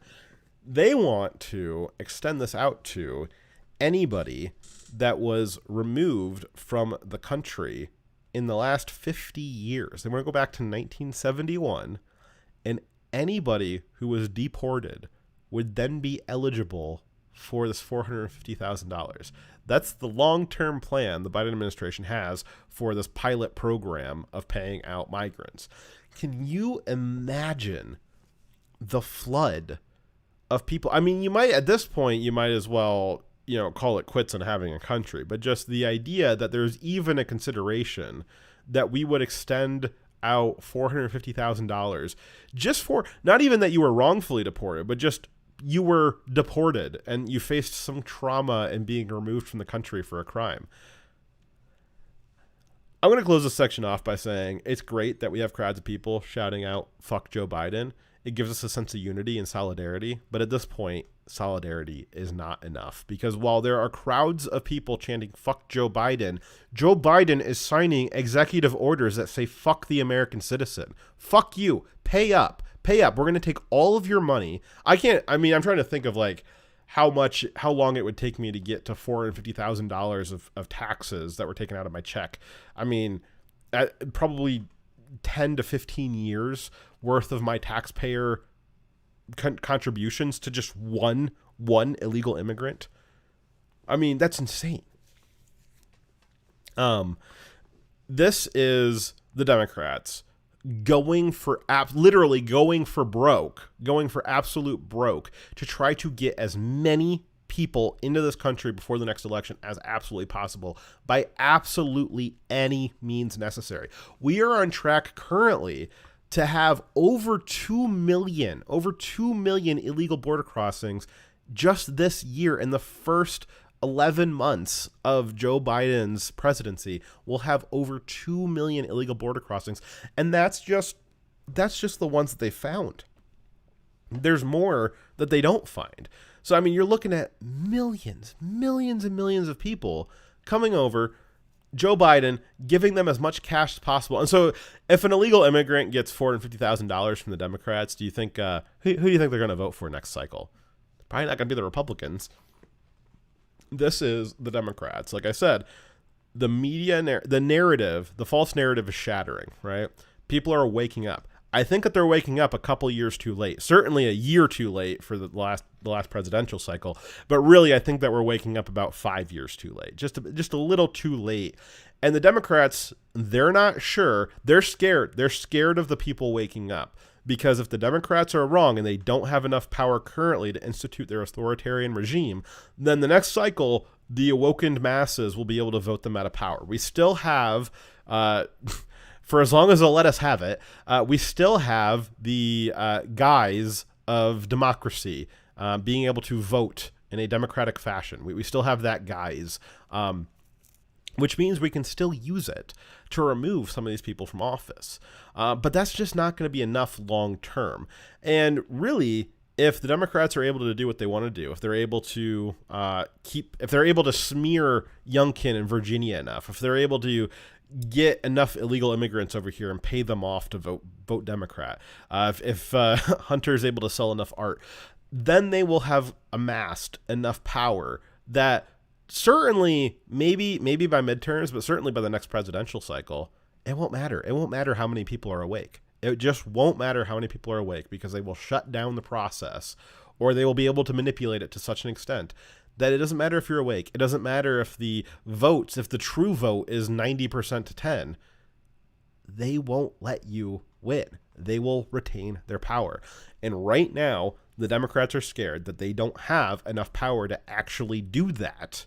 And so they are doing everything that they possibly can right now, as quickly as they can, as sloppily as they can, as quick as possible. Get as much power from anywhere by any means necessary. It doesn't matter what. Just obtain as much power as they possibly can, so that by the time the midterms come around, definitely by the time the next presidential cycle comes around, they can do whatever they want and stay in power, and we will not be able to do anything about it. That's what this is. That is what this is. This is the Democrats' desperation, their last Hail Mary, their end game to control ultimate power. And that's why you're seeing kind of what looks like a sloppy implementation of this power grab, right? Like, okay, we've known for years the Democrats want to bring in illegal immigrants to vote for them, right? But this just seems so ham-fisted. You know, it's very sloppy and very kind of, obvious what's going on. Joe Biden's just like, yeah, we'll give you 500,000 to come into the country. Okay, that's just kind of giving away the game there. You're not being subtle about it anymore. But they don't have time to be subtle. They're desperate. They know they're in a time crunch, and they're doing anything to get as much power as quickly as possible because they are in the end game. They just don't have enough time Why don't they have enough time? Because we've woken up. People are waking up. People en masse are shouting, fuck Joe Biden in just random public events. That's terrifying to them. That's terrifying to them. Because that's happening, they don't have the time to be subtle anymore. So this kind of sloppy, obvious implementation of these corrupt policies just to gain power, expect even more of that over the next 13 months.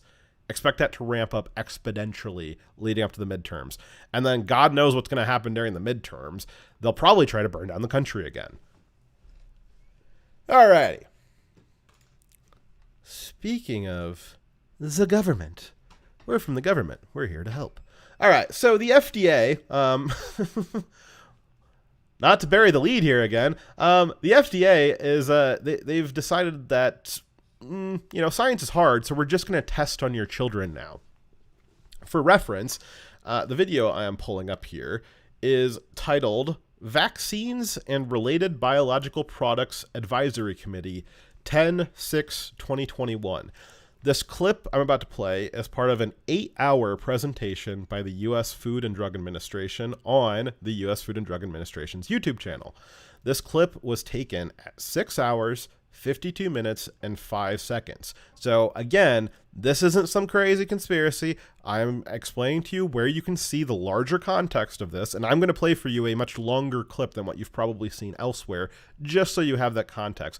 But if you want more context, again, what's the context? The FDA says that they want to experiment on children because they just don't have time to do science anymore. So where can you find this? You can go to the U.S. Food and Drug Administration's YouTube channel, where this clip is from.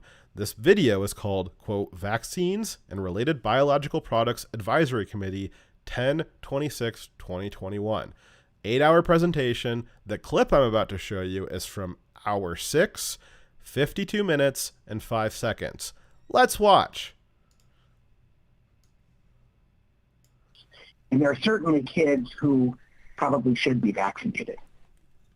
The question of how broadly to use it, though, I think is a substantial one. And I know it's not our question, but I know we're kind of punting that to ACIP. But I do think that it's a relatively close call. And as Dr. Levy just said, as Dr. Gann said, it really is going to be a question of what the prevailing conditions are. But we're never going to learn about how safe the vaccine is unless we start giving it. That's just the way it goes. That's how we found out about. We're never going to learn how safe this vaccine is until we start giving it. We're never going to learn how safe this vaccine is until we start giving it. This is in the context of, are we going to approve the vaccine for children under 18? Which, at the end of this video, the FDA took a vote. The board of doctors took a vote. And, the FDA has now approved. They've now approved the COVID vaccine for children, I believe, as young as 12. I think younger. I probably should have looked that up, right? But certainly children below the age of 18. And there was a big question, is this safe enough for children? And the question appears to be unanswerable per the FDA. You just heard them. They don't know if it's safe. The only way to know if it's safe is to start shooting it in your children and hope for the fucking best. If anyone is saying that the vaccine is safe for kids, they are lying. The FDA just said as much. The FDA just said they don't know if it's safe. They don't know if it's safe. They said that they're going to find out. They will find out if it's safe after they start giving it to millions of kids, which means that they don't know if it's currently safe. They don't know if it's safe. So they voted on doing a population-wide experiment on America's kids to find out.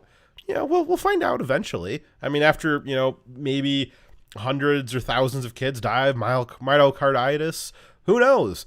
We don't know. And again, so I'm sure YouTube's probably going to pull this off right now. But if you're on YouTube, you can go find us on DLive. Anybody, including YouTube, saying the vaccine is safe for kids. The FDA just said they don't know. It's currently an unanswerable question. They will find out later after they start giving it to millions of kids, but they currently don't know. They currently do not know. The FDA just said that. Let's see here. So this is not a trust the science, guys. Trust the science. If you become one of the statistics where, oh wow, we found out it wasn't safe. Thank you for your contribution, comrade. This is not science. This is a vote from a committee of party apparatchiks. This is how authoritarians do science. This is how the I'm not supposed to do this, but this is how the Nazis did science. This is how the Chinese Communist Party does science. They just vote on things they want to do, and they decide, hey, we got so many people, or for the Nazis, we had so many Jews. Let's just start testing on people and see what happens. I don't know if it's safe. Let's just try it. And now this is how America does science. We used to not do it like this. We do now. And this is interesting too, because this is the new panel for the FDA, the new board of directors, because there was a story that we covered about 6 weeks ago. This vote came up a few weeks ago, and feeling pressure from the Biden administration to pass it, to approve vaccination for children and to approve boosters for broader swaths of the population. The several FDA doctors resigned. They said, this is not how science is supposed to work. We're feeling pressure from the administration, so we're going to resign because we're not going to. We want to highlight the problem here, and we're not going to be part of a political science organization, or a politicized science organization. And so, amazingly, after all the doctors who said, "Hey, the Biden administration's pressuring us," we're resigning. After they all resigned, all of a sudden, there's unanimous vote from the FDA that, yes, we're going to experiment on your children because we don't know if it's safe, but we can find out. We'll find out after we inject all your kids and see how many die. We'll keep a close eye on that for you, and we'll let you know. We'll let you know if it's safe after your kid dies from it. I just want to reiterate again, anybody who says the vaccine is safe for their kids, for anyone who says that the vaccine is safe for your kids, is lying. The people that would know are the FDA, and the FDA just said they will find out if it's safe, meaning that they don't currently know if it's safe. They will find out if it's safe after they give it to all of America's kids and see how many of them die. That's what they just said. So anybody who says that it's currently safe, they don't know. They're lying. They're just making that up. They do not have any data or research that says that it's safe, because if they did, the FDA would have used that for their decision. The FDA doesn't have that data. The FDA just decided, well, we'll just shoot up all the kids and hope for the best. Alrighty. Let's see here. So the next story is not really a story. It's a preview for a story that we'll be covering next week. And that is Kyle Rittenhouse, who is in the pre-trial process currently. Kyle Rittenhouse, as you may remember, famously defended himself against let's see if I can remember all of them. Kyle Rittenhouse defended himself first from a pedophile who, Rosenbaum. Rosenbaum brutally raped several 5-year-olds and was in jail for like 12 years up until he was released from prison, and then met Kyle Rittenhouse several weeks later. Funny that Rosenbaum was a pedophile, chasing Kyle Rittenhouse, who was 17 at the time, probably a little old for Rosenbaum. And Kyle Rittenhouse defended himself. That was number one. And then there was a wife beater who I can't remember his name, but he beat the absolute snot out of women on a pretty regular basis. There was that guy, and then I can't remember what the last guy did. I know the last guy just had like a bunch of like felony charges. But Kyle famously disarmed him after self-defending against 2 previous people. Not people, pedophiles and wife beaters. So Kyle Rittenhouse went through the pretrial phase last week. They will be doing jury selection, I believe, this coming week. And then I think the trial might start the week after, though I could have the timeline slightly off. I'm planning on following that rather closely, and will do my best to try to have some midweek special updates when the trial takes off, and maybe after the jury selection. That is sure to be very interesting. The Kyle Rittenhouse case is widely forecasted to be highly politicized. So it'll be interesting to see what happens. The judge so far appears to not be real happy with the people prosecuting Kyle Rittenhouse, though that remains to be seen if that will turn into any kind of benefit for Kyle. In theory, the judge's kind of notion as to who's correct and who's wrong, that shouldn't really play a big role into a jury trial. So I guess we'll see how that works. But that is a story that is coming up soon. I just wanted to highlight that I am aware that there was a development with it this week, and I'm choosing not to cover it until next week when there's some more developments. So look forward to that. Ooh, very sorry for smacking my mic there. Look forward to that in the coming weeks. That we'll hopefully have some special shows on that, because I think it's a special case. Certainly something that Direwolf Media covered rather closely when it happened initially, and it's something that I'd like to stay followed up on moving forward here. All right. The last story for the night is not really the last story, kind of the last topic. It's kind of a composite of stories, a collage of them, so to speak. So we're going to talk about the economy, because Joe Biden's economy is just, it's just stellar. If you turn it upside down, just like a rocket ship here. It's all the graphs, you just turn them upside down, rocket ship. So we're going to kind of start off tonight's conversation about the economy with some context, just a little bit of context to frame the conversation. So what I've got up on the screen here, there we go, is a table that the Bureau of Labor Statistics just put out, and this shows unemployment data by state for the month of September. This just came out this week. A lot of people have been looking at it because it's kind of telling. So kind of interesting here. So the way the table's organized is the states at the top have the lowest unemployment. So this would be 2% unemployment for Nebraska, 2.4% unemployment for Utah. But they've got the rank kind of backwards. I guess it's like the best unemployment is rank 1. I don't know. Either way, the states at the top have the lowest unemployment, and the states at the bottom have the highest unemployment. So just kind of looking at the top 10, people have kind of been realizing this week there's some patterns. There's some patterns starting to form with which states have the lowest unemployment and which states have the highest unemployment. I'll let you guys figure out what the pattern is here. I'll read through the top 10 here. So we got Nebraska, which was coincidentally a red state in the presidential election. Utah, also red. Idaho, also red. New Hampshire, they went Biden, blue. South Dakota, red. Vermont, blue. Oklahoma, red state. Alabama, red state. Georgia, purple state. Montana, red state. We scroll down to the bottom here. States with the highest unemployment. We'll start off with Maryland here, which has let me just zoom back up here to the top here. Sorry for zooming back and forth on you here. So the last state that we read off was Montana, which was a red state, and they had 3.3% unemployment.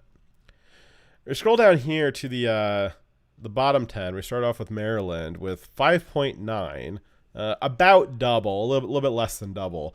But you'll notice here the bottom 10 states, they've got basically double the unemployment or more than the top 10 states. So the states with the highest unemployment, Maryland, 5.9%. Maryland was a blue state. Pennsylvania, bluish purple state, Pennsylvania. Alaska, red state. District of Columbia, blue state. Hawaii, blue district, sorry. Hawaii, blue.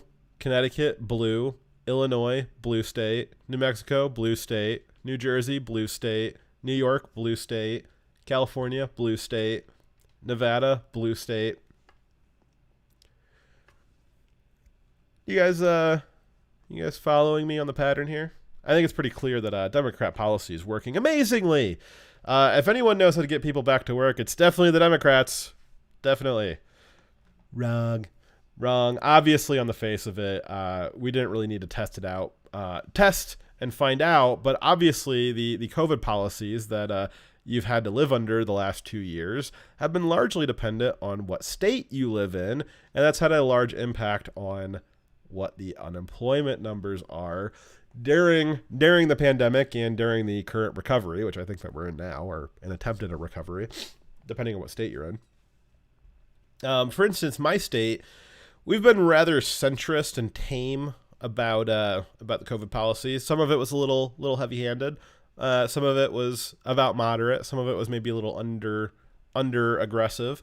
But generally, my state people have been mostly satisfied. On average, they've been satisfied with the policy. Not too much, not too little. And it's hilarious for me to hear about the insane lockdown restrictions from the blue cities, that the blue cities are forcing themselves to live under. And just, none of these things are really affecting my town or my state because I'm not living under an authoritarian regime. And so it's just funny to hear about these things. It's kind of like watching a TV show where it's like, oh, wow, it's a horrible drama that they've got there. I'm glad that's not my reality. That's not what I'm living in. But these stories that we're hearing from the blue states, people are actually living under that, and they're actually choosing and electing people to lead them like that. And they're creating all of these problems, as you saw from that list, massive unemployment, double and more unemployment than what the red states have. And it seems very correlated to the party that's running the state, because the Democrats have made COVID a political issue, and they've made the response to COVID a political issue. Let's see here. So if the red states, so the Democrats want to fix this problem, though. They see it as a problem that someone like me, who's in a moderate red state, that, we're just not affected by the unemployment the way that the blue states are. We're not affected by the, I can't go to the restaurants, or, I can't go to the grocery store, or my company is forcing me to get vaccinated, or anything like that. They don't like that I don't have to deal with any of that crap being in a red state. It's just not fair to the Democrats in the blue states. It's just not fair that they can just, people can just escape into the blue or to the red states if they want. If they're tired of the blue state policies, of all the unemployment, of all the economic misery, it's just not fair to the Democrat Party if their subjects can escape into red states. And so to fix this, the Democrats really need to fix this. If the red states can escape the misery of unemployment by simply not being authoritarians, that's a problem. Blue states like Virginia, they might start seeing stats like these unemployment numbers, and they might start realizing that if they had differences in the hard data, states like Virginia, like we said, we were just talking about the Virginia governor's race. So if Virginia realizes, oh hey, the red states, They've got lower unemployment. They've got better economic outcomes. If the voter starts realizing that, then maybe they'll start voting differently. And that's a problem. That's a problem for the Democrats. So to stop this, the Democrats must ensure that we are all financially destitute together. They can't have red states exist as an escape hatch from their failed policies. Currently, that overarching solution to ensure that we are all miserable together is Biden's Build Back Better plan, which essentially takes all of those blue state policies that resulted in mass unemployment and economic hardship and nationalizes them as policy for everybody. But currently, the Build Back Better plan is having some trouble getting over the finish line. So this week, the White House released a cartoon to help build support for the Build Back Better plan. Let's endure the cartoon together, shall we? All right, so this is whitehouse.gov here. whitehouse.gov/Build Back Better. So I'm not just making this up. This isn't from somebody else. This is from Joe Biden's White House. All right, so to build support for the Build Back Better plan, which, as you guys might know, the Build Back Better plan is separate from the infrastructure bill. The infrastructure bill for the Biden agenda, the infrastructure bill is stuff like roads and bridges and stuff that we don't really need, and high-speed rails and all that crap. The Build Back Better plan is what they were calling human infrastructure, which is basically just a bunch of social welfare giveaways. It's much, much bigger than the infrastructure bill, and it constitutes a cradle-to-grave welfare model that will become Obamacare times a million in its effect and impact on your daily life. So to illustrate how the government is going to take care of you for every second of your existence, the White House put out this cartoon of Linda called The Life of Linda. Let's go through each slide of The Life of Linda and see what is going to happen to her under the Biden Build Back Better care plan. All right, so the first little cartoon here, they introduce Linda. Linda is a working that's not the word I thought I was going to stumble over, because everybody who's been reading this has been having trouble with the city Peoria. Almost nobody can pronounce Peoria. I can. That is a Direwolf Media exclusive. The city that Linda is from is Peoria, which almost nobody who's read this week has been pronouncing correctly, and somehow I wasn't able to read Mother. So that's the type of quality that you guys get here on Direwolf Media. I'll be here all week.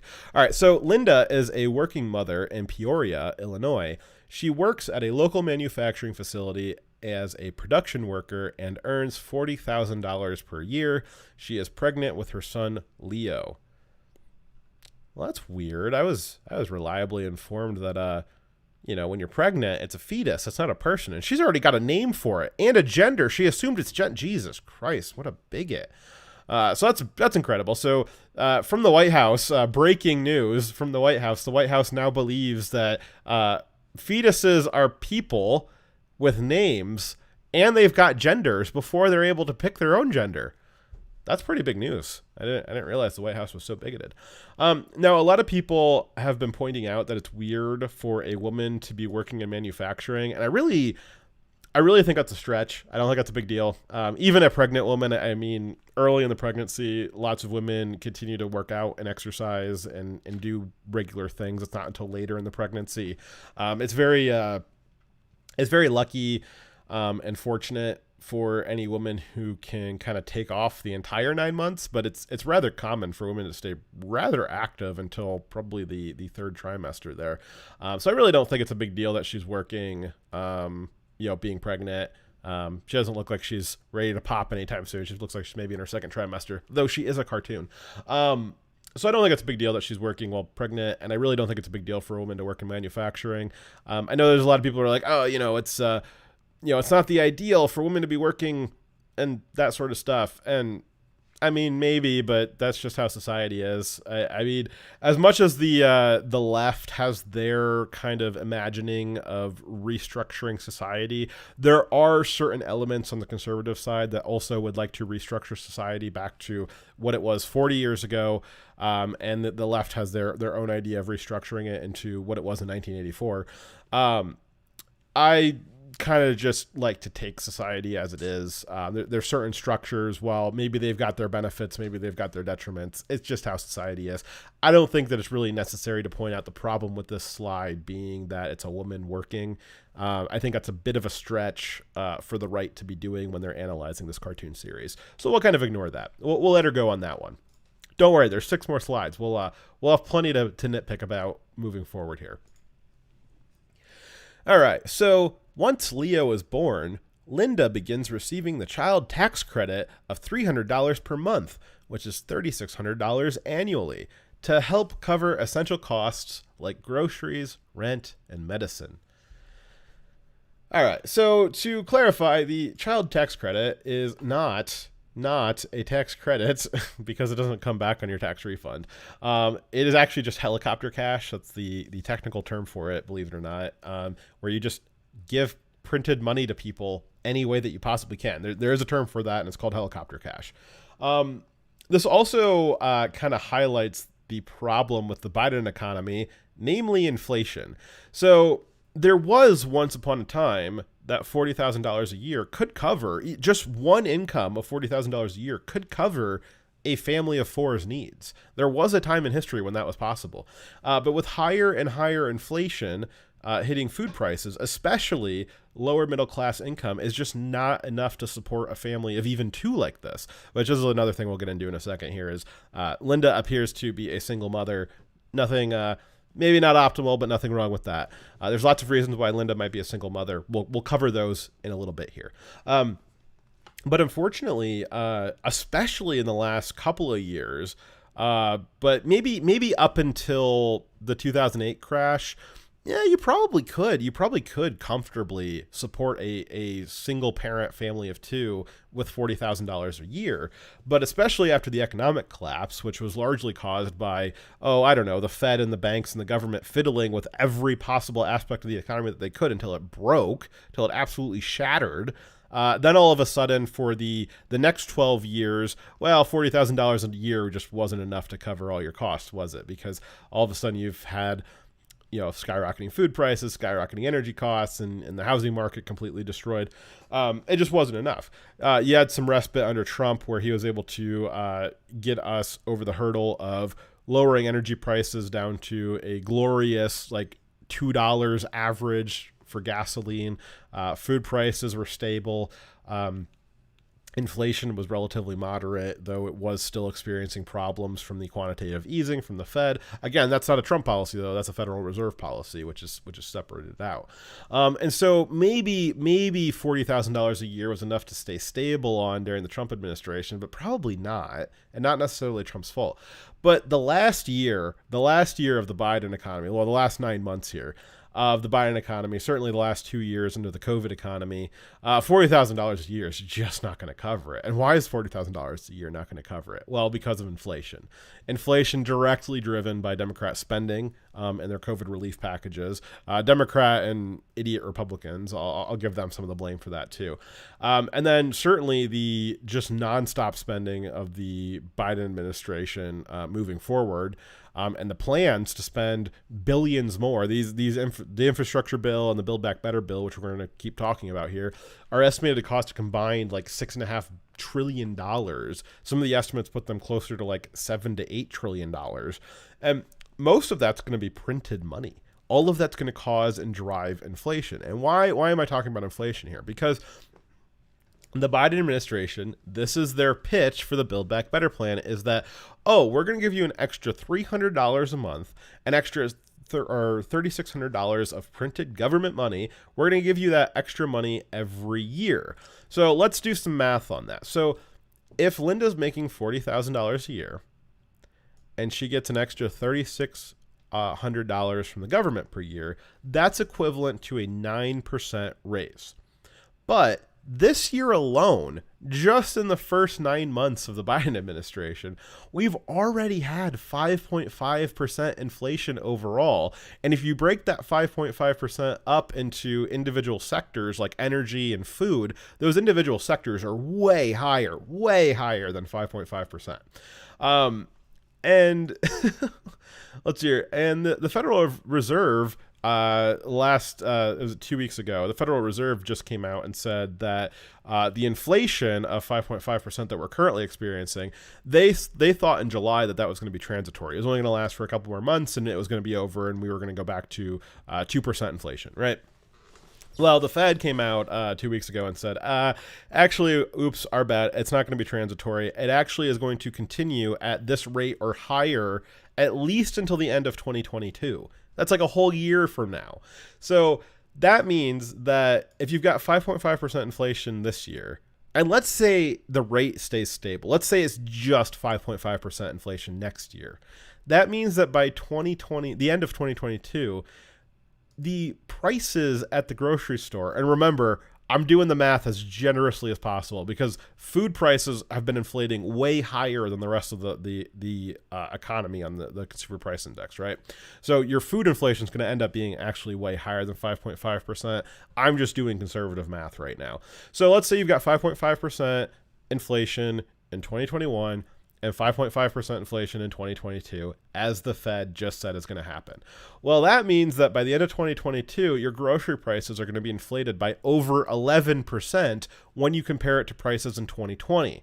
That $3,600, which amounted to a 9% raise, well, you're still back negative 2%, right? So Biden gave you a 9% raise, but as inflation took an extra 11% out of your pocket. So that extra $3,600 that they're giving away in the Build Back Better plan, it's not even going to cover the rise in prices due to inflation for a full year. It's not even going to cover it for a full year. Which, you know what that means. You know, what's at the end of 2022? Oh, it's midterms. It's midterms, guys. So what this means is that by the time you get to 2022, that extra $3,600 that Biden's giving you is going to essentially amount to nothing because of inflation. And so by midterms, well, how are the Democrats going to get elected? Oh, they're going to offer you more money. Say, oh, well, we'll have to adjust. We'll have to adjust for inflation the child tax credit. If you elect us Democrats, we'll adjust the child tax credit for inflation so that if it inflates 10% next year, we'll give you $600. And they'll start having a new reason, a new entitlement to bring voters to the polls to get more handouts.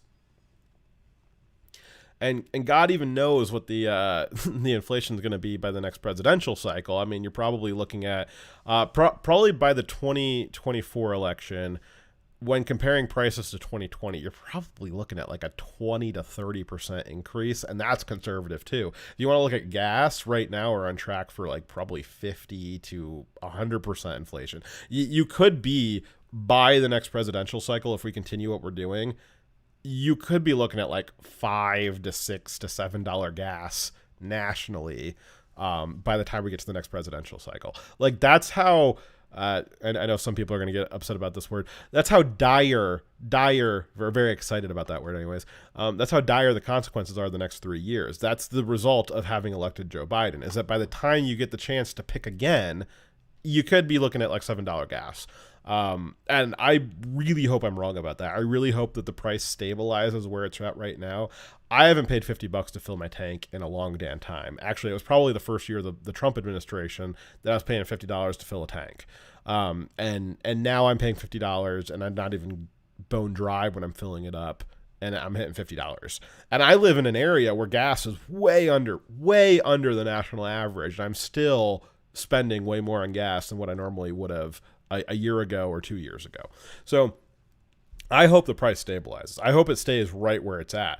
But Joe Biden just said, we watched the video last week. Joe Biden was at a town hall 2 weeks ago, and he said, I don't know. I don't have an answer for gas prices. I don't know how to do it. I don't know what to do. That's what he said at the town hall with Anderson Cooper. He just said, yeah, I don't know. People expect me to fix it. I don't know. So like I said, I hope I'm wrong. I hope the price stabilizes. But as of right now, there's really no reason for it to stabilize. There's only reasons for it to skyrocket. So I guess enjoy that. So what's this mean for the child tax credit? Back to this here is the administration, after they've stolen money out of your pocket with inflation, they're now giving it back to you, but not even giving all of it back to you. And the inflation is going to continue being driven higher and higher by things like this child tax credit, by the helicopter cash, just dumping money into the economy wherever.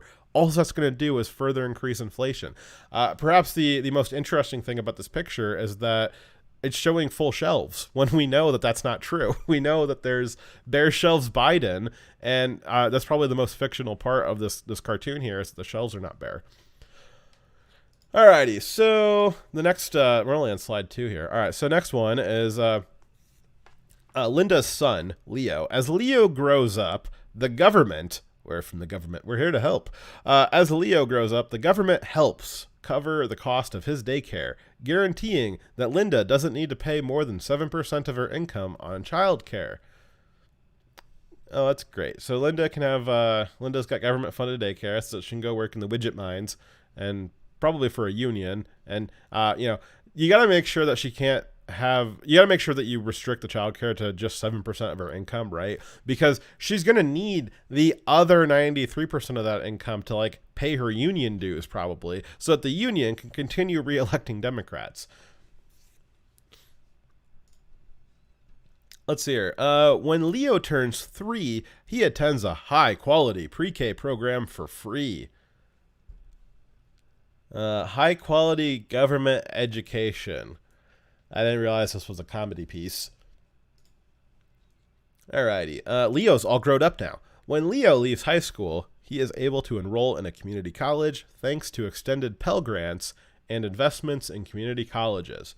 Now, this is where we start screwing up with the timeline, right? So, the Build Back Better Act has a roadmap and it pretends to fund these social programs for 10 years. It doesn't really fund them for 10 years, but the Democrats are pretending that it funds them for 10 years, right? So Leo, when he's in college, is going to be like approximately 18. Now, the assumption is that this is Linda like today in 2021, right? Linda benefiting from the new Build Back Better plan, right? So if the Build Back Better plan covers 10 years and Leo is now 18, which would put him in, let's see if I can do some math on camera here, or on live stream here. So 2021 plus 18 gets us to 2039. Oh boy, look at that. Fact check me in the chat, please. All right, so it's 2039 now. So in theory, the Build Back Better programs that Leo's mom benefited from should have ended 8 years ago. But somehow Leo's still benefiting from them in this cartoon the White House put out. So something tells me, chin scratch moment, something tells me that the White House knows that these 10-year sunset programs, they'll never sunset. They'll just keep going. They'll keep draining the U.S. taxpayer dry, and they'll keep paying out money that we don't have, that we're just printing or borrowing from China and continuing to drive up inflation. So it's interesting. Again, Build Back Better plan, the text of the bill funds these programs for 10 years, yet the White House cartoon about it has them continuing to use benefits from the Build Back Better program 8 years after they should have sunsetted. Interesting.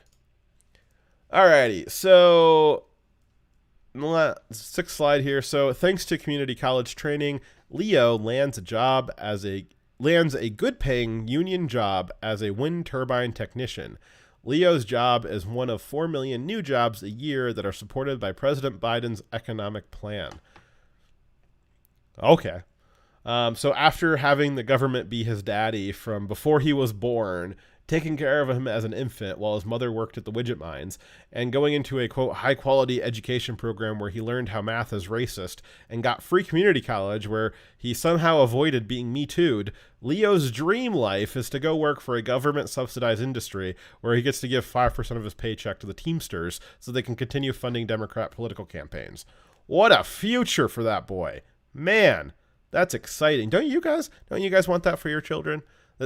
Don't you dream that someday your kids too can go work for the government and give 5% of their paycheck to the Teamsters Union? Isn't that just everyone's dream? That's my dream. All right, so let's see here. So the last slide here is later in life, Linda needs home care and hearing care. And Leo says, fuck you, I'm not giving you that. So thanks to President Biden's plan, Linda can access affordable hearing care through Medicare, and Leo is able to afford at-home elder care for his mom. That's so sweet. Again, this is like, decades after Biden's Build Back Better plan should have sunsetted all the programs. Yet somehow Linda is still able to draw off of them 20, 30 years after they sunsetted. It's almost like the Democrats don't think that these plans will ever sunset, and that once you make a government program, you can never unmake a government program. It's almost like they know what they're doing here, that they're lying about it only being a 10-year plan here. All right. So again, this is like decades after Biden's plans should have sunset. And while it's all fine and good that Linda has her hearing care taken care of, the real question is, what about her Badacath care? Joe Biden, he famously promised that along with bringing to bear true non-Shabbat pressure, Joe Biden also promised universal Badacath care. He famously promised universal Badacath care. Yet I see no mention of Badacaths being cared for in this story. This is slide 7. There are no more slides here. So at no point was it mentioned, is Linda's Badacath being cared for? And I think that's the true tragedy. That's the true tragedy of the story of Linda's life. A lot of people have been pointing out how sad it is that Linda is widowed and living off the government dole for her entire life, and that her basically just gave her kid to the government to take care of. And that is sad. But I think it's much sadder that Linda's Badacath remains uncared for. Now, there's been a lot of criticism about this cartoon for obvious reasons, but one of the primary points of contention that people have had with this is the question of where is Leo's father in all of this? Because a traditional family structure, a nuclear family, as some call it, would have solved some of these problems. If you had dual income, you had somebody else to take care of the family. Maybe Linda's got some parents, or maybe her husband had some parents that could have taken care of Leo instead of sending him off to a government-run daycare. There's all those things that a nuclear family could have helped with, right? Now, that's not to say everybody, I know people have different situations. There's all kinds of reasons why people have the family structures that they do. Nothing wrong with that. It's just, where is Leo's father? And so a lot of people have been pointing into that as to, well, basically Linda's married the government. That's kind of what the Democrats want to have happen, is just women marry the government and they're just taken care of by the government the way that a man would have traditionally taken care of them. And I think that's a bit too far here. A lot of people don't know what happened to Linda's husband, but this is a Direwolf Media exclusive. If you go all the way back here, you can't get to it. The White House locked it. But I'm joking here, guys. There's a slide before slide 1 here in the cartoon where Linda's husband is tragically killed by a drunk driving illegal immigrant who, after being deported for a 5th time, was invited back into the country by Joe Biden, given amnesty and a $450,000 check, and then he got drunk and ran over Linda's poor husband. So Joe Biden's Build Back Better plan is taking care of the problems that Joe Biden's immigration policy has caused. So all the people making fun of Linda for being a widow and marrying the government, there is another side to that story there, guys, and it's very tragic. Very tragic. Her husband, Leo's dad was killed by an illegal drunk driving immigrant who was invited back in the country by Joe Biden and given $450,000. All right, so other than the cradle-to-grave government welfare and lack of the promised bad calf care, the Joe Biden Build Back Better plan also has $555 billion for environmental policies. It's like hard to read some of these numbers, right? Because it's just so much numbers, right? Okay, so I'm going to try and read that again and hopefully convey to you the grand scope of how much money this is. So the Build Back Better plan has $555 billion, over $500 billion for environmental things, right? Which is environmentalism is a cause that our leaders care very deeply about. Let's see here. Our leaders care very deeply about environmentalism, allegedly. So deeply, in fact, that the UN has just finished up a climate summit called COP26, which sounds like a horrific respiratory disease. Anything with like capital letters and a number behind it just triggers me now. Not to bury the lead here. So the UN just finished up a climate summit called the COP26, at which a dinosaur spoke. I know you guys probably think I'm crazy and that I've lost it, and I did just drink a full Rockstar during the course of this show, but I promise you, I'm not the one saying this. This is straight out of the Washington Post. So from the Washington Post, Frankie the dinosaur tells the world not to choose extinction in UN video urging climate action.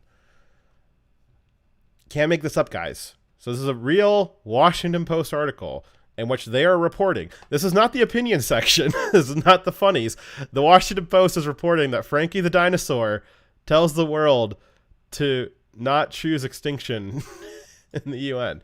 All right, let's see what they got to say here. So, a recent speaker at the United Nations...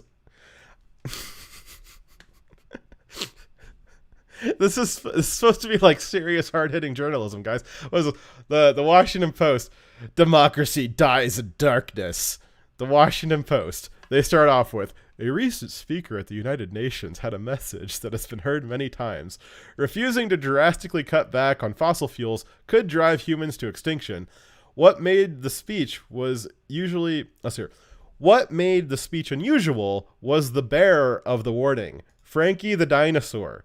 So I think you guys probably know what's going on here. I know what's going on here, but the Washington Post is unironically reporting not that. Now they're going to go ahead later in the article. They're going to say, "Oh, well, it was a CGI dinosaur, and it was just like political advertisement that the UN, like, you know, political public relations put out, whatever." But that doesn't change the fact that the start of the article, they start off the article just like, "Oh yeah, like there was a real dinosaur at the UN." Like they're reporting this as news, but it's not. It's a lie. Now I know it's fun. It's fun and funny to pretend like there was a dinosaur in the United Nations and it talked, right? Yeah, I'm sure that's fun for some people, but it's just not true. It's just not true. And so they lie about this, or they bend the truth and put the correction later in the story. And it's a little bit obvious when it's a dinosaur, right? But you wonder, do they use this method just for dinosaurs, or do they use this kind of format for other things, where they'll start off in the article saying one thing that's a lie, get you to believe it, and then much, much later in the article, they'll tell you what the truth was, but you didn't read down that far because, you know, Washington Post is boring. You wonder, is that format reserved only for virtual dinosaurs, or is it maybe something that they do on a pretty regular basis with other stories too? Let's read a little bit here. So, a recent speaker at the United Nations had a message that has been heard many times: refusing to drastically cut back on fossil fuels could drive humans to extinction. What made the speech unusual was the bearer of the warning, Frankie the dinosaur. Yes, it is unusual that Frankie the dinosaur would speak at the United Nations. Normally he likes to speak at Central Park, so it's a little bit weird that he went into the United Nations this time. Days out from the United Nations Climate Summit, known as COP26, in Glasgow, Scotland, the UN Development Programme released a video of a computer-generated Frankie calling on the world to not choose extinction. And instead of continuing to read the text of that video, we'll just watch the video. I'm gonna force you guys to endure this. I had to watch it. You guys have to watch it now too. So this is Frankie the dinosaur speaking to the UN. Get ready, guys. Hang on to your butts.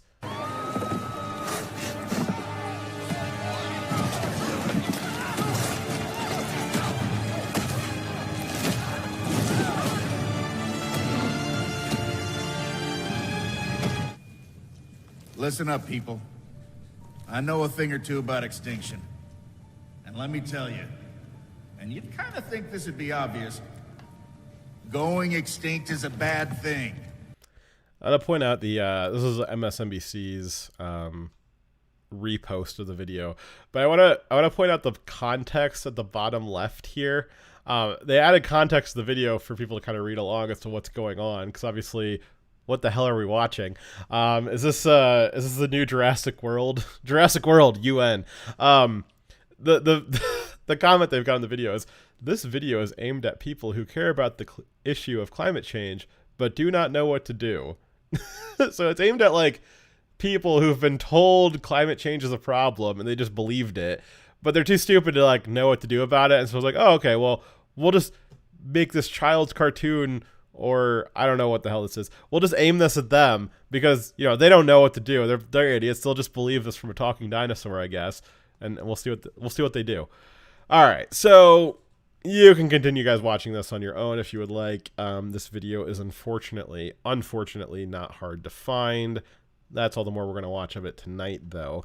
I do want to point out that this is not a scientist that they've got. So the full story on this is the UN has a public relations committee. They spent U.S. taxpayer dollars that the U.S. donated to the UN. They spent that on creating this CGI thing. And then they posted this video after the climate conference. And they've also played this video to the UN General Assembly, right? So what's interesting is that they did not have a scientist explain this to the people. They believe so deeply in this, but they didn't have a scientist to explain the data. Instead, they're using a cartoon dinosaur who's talking about dinosaurs going extinct, because that's science. And if there was a question about whether or not the UN is a serious body or not, I think at this video kind of shows that they're not a serious body and they should not be taken seriously at all. I kind of liked the suggestion at one point that we rescind. Somebody had suggested that Trump should rescind the lease on land that was given to the UN for the UN General Assembly, which is in New York on U.S. land. We donated that land to the UN, and we can easily rescind it, and somebody should. I also think it's important to note, to point out that it is now scientifically known for sure that dinosaurs were feathered and not just scaly. And so that's been shown multiple times the last couple of years, but there's been some like real big breakthroughs this year actually that showed like for sure, absolutely, definitely, dinosaurs were feathered. And that's science. That is science now that we know. The science on that changed. Science of dinosaurs changed. So the representation of a dinosaur not being feathered here is scientifically inaccurate, similar to the climate statistics that the dinosaur is referencing. All right, so clearly the left is worried about their agenda, given that they really broke out the big guns here. They've got a cartoon dinosaur and a cartoon welfare queen. That's because the Build Back Better plan and the infrastructure bill are on some pretty shaky grounds right now. So they really needed those big guns out there of all these cartoon heroes to save the Build Back Better plan, because it's just not doing so well right now, guys. All right, so the basics of the Biden legislative agenda are this. So you've got two bills that make up the bulk of the Biden legislative agenda. You've got the infrastructure bill and you got the Build Back Better bill. The Build Back Better bill has all the welfare crap in it, all the crap that Linda and Leo were getting and all these welfare programs. That's the Build Back Better plan. The infrastructure bill has all of the stuff in it, like the bridges and the roads, which we've already explained that before, but just to kind of clarify, because it gets kind of confusing. So Biden wants the infrastructure bill, and he kind of wants the Build Back Better plan, right? He's campaigning for both of them. He wants both of them, but he really wants the infrastructure bill, and the progressive Democrats really want the Build Back Better plan. The Build Back Better plan, though, has essentially no support from the American people, and as Biden's polls continue to slip, neither does Biden. And it's got really shaky support. The Build Back Better plan has really shaky support from moderate Democrats.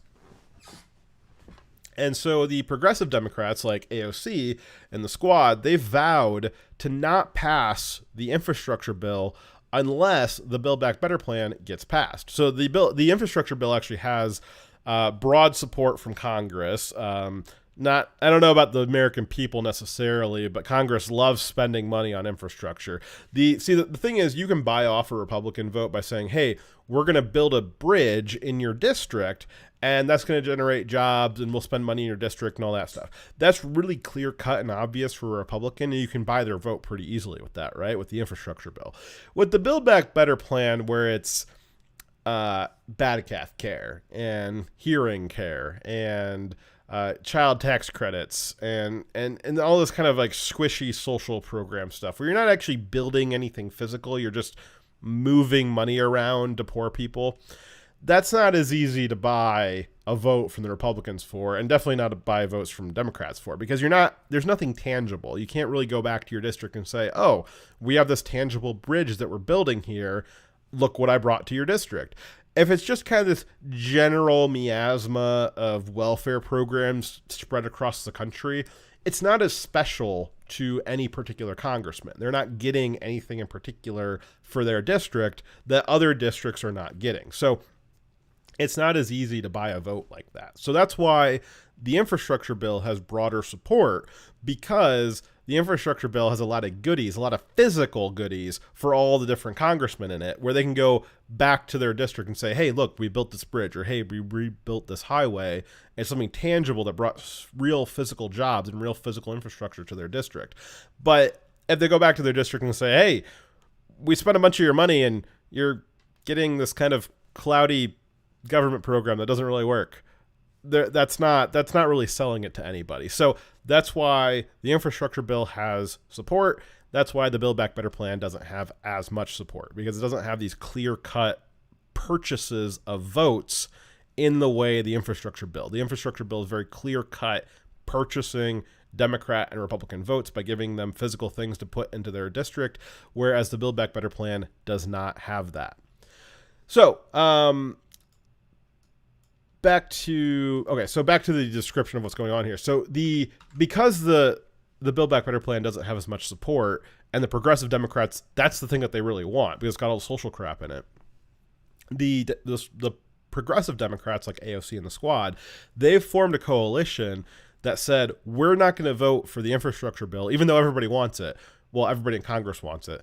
We're not going to vote for it, which is going to stall it out. And it can't pass. The infrastructure bill cannot pass without the progressive Democrats.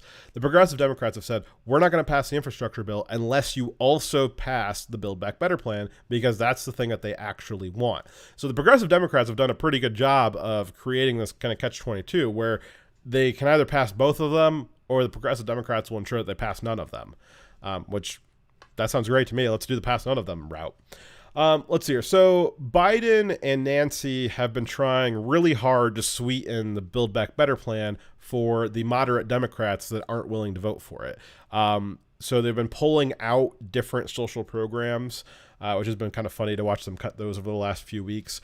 And they're having an issue because as they cut more of the social welfare programs, the moderate Democrats become more likely to vote for it, but the progressive Democrats now are upset, and now they're saying, well, we're not going to vote for anything because you took out too many of the goodies. You took out too much of the social welfare. Put it back in. So if they leave the social programs in the Build Back Better plan, the moderate Democrats won't vote for it. And if they pull them out, the progressive Democrats won't vote for it. So then they got to try and find this narrow middle ground where they can pull out just enough to get the moderates to sign on and put back just enough to get the progressive to vote on it. Now, one of the things that they're doing is that there's a lot of stuff in the Build Back Better plan. There's kind of a side story here, but you guys can look it up too. I know I say that a lot, but it's true. I mean, I can't give you guys a full breakdown of every single possible thing that we can talk about. And sometimes this extra context, it helps color the conversation, right? But I can't give you a, hour-long dissertation on every single point I'm referencing. And, that's kind of an expectation from the right here, is that you guys don't just use me as a single source. I never use anybody as a single source. I love a lot of the people that I love watching or following or reading. I hate half of their stuff, but I like to get that mixture of information because I'm getting it from multiple sources.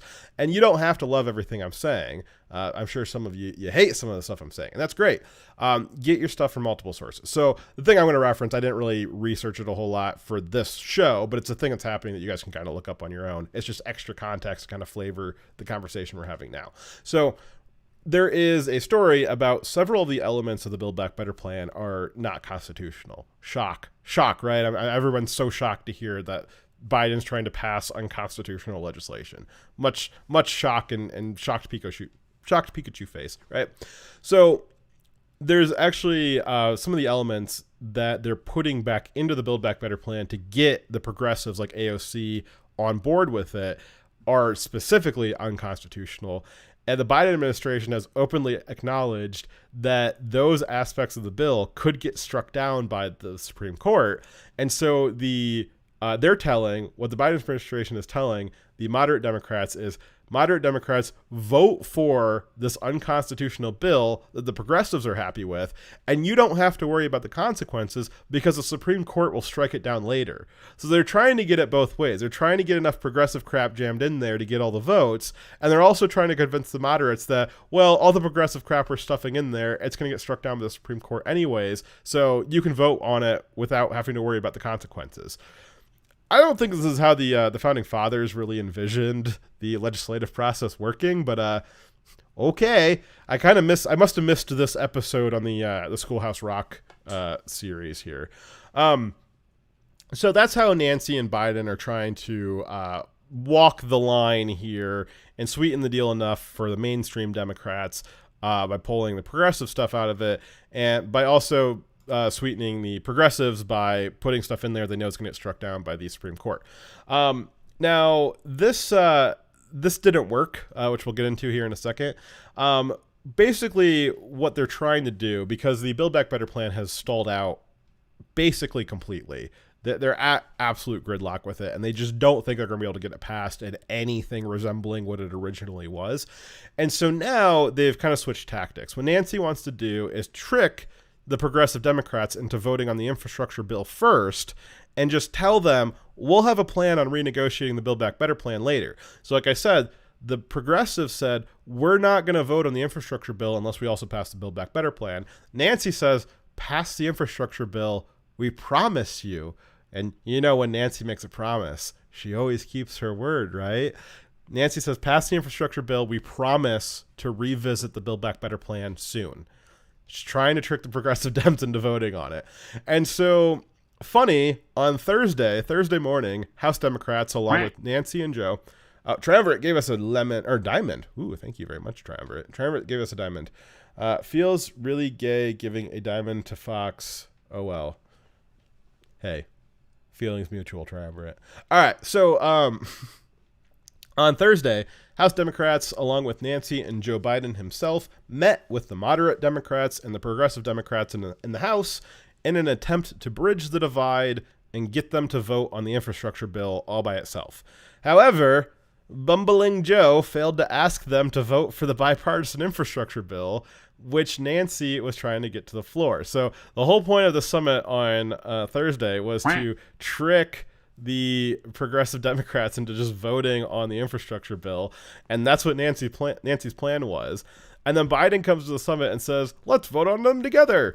So instead of telling them to vote on just the infrastructure bill, Joe Biden instead urged them to vote on both the infrastructure bill and the Build Back Better framework, which the White House unveiled early Thursday morning. Which again, the Build Back Better framework is now this completely gutted and rebuilt Build Back Better plan that is supposedly going to be acceptable to both sides of the Democrats here. Reportedly, Nancy had to actually interrupt Joe and then say aloud that the Democrats needed to vote on the infrastructure bill all on its own and to not link it to the Build Back Better plan. So Nancy had this big plan to trick the progressives into just voting on the infrastructure bill all by itself. And then Joe Biden comes in and goes, let's vote on both of them. The progressives noticed, and they were on media circuits after this meeting happened on Thursday and Friday. The progressives noticed that Joe Biden had omitted just voting on the infrastructure bill alone, and that Joe Biden's recommendation was to vote on both of them, contrary to Nancy. And the progressives later argued on TV circuits during interviews that Joe Biden had basically given them the green light to say no on the infrastructure bill until the Build Back Better plan was complete. So Nancy's trying to do this gotcha, this tricking them. Let me borrow $10 and I'll pay you back later, I swear. Nancy's trying to trick them into giving up their leverage. And then Joe Biden comes back in and just poos himself in the middle of the conference and ruins Nancy's plans. And predictably, Thursday night, Nancy Pelosi, trying to get the progressive Dems to vote on the infrastructure bill on Thursday night, that vote failed. So it must be tough to be Nancy Pelosi right now. I have disdain for her, but I don't envy her having to deal with Joe. Though I do think that they deserve each other. Possibly Nancy should have gotten some ice cream out of her $20,000 freezer to give to Joe to get him to be quiet instead of talking and ruining her plan. Now, referencing a story from earlier in the night, which is the Virginia race, the first story we covered tonight, one of the first main stories we covered tonight. So that Virginia governor's race, I told you way back when we were talking about that a few hours ago, the Virginia's governor race is widely thought to be a preview of the coming midterms next year. So if Virginia, a deep blue state, if that flips red specifically because of Democrat social policy, because the Democrats think that they should control every aspect of your child's existence and that the parent has no role in their child's education. If in rebuke of that, Virginia, deep blue state, flips red, that will scare the crap out of moderate Democrats all across the country. All those moderate Democrats who are currently a yes on the infrastructure bill and a maybe on the Build Back Better plan, if Virginia flips red, it is possible that that will scare enough of them that they will say, okay, the American population has shifted. They are no longer in support of these crazy radical leftist policies. They have shifted a lot more conservative. They've shifted a lot more red. And these moderate Democrats, if they go along with these hard left policies, they will get voted out at the midterms and the next presidential cycle. And they know that. And so to protect themselves from that, if Virginia goes red, a lot of these moderate Democrats that are yeses and maybes on the infrastructure and the Build Back Better plan, they will switch to no votes immediately, making it impossible for the Democrats to get this thing over the finish line, which would be great.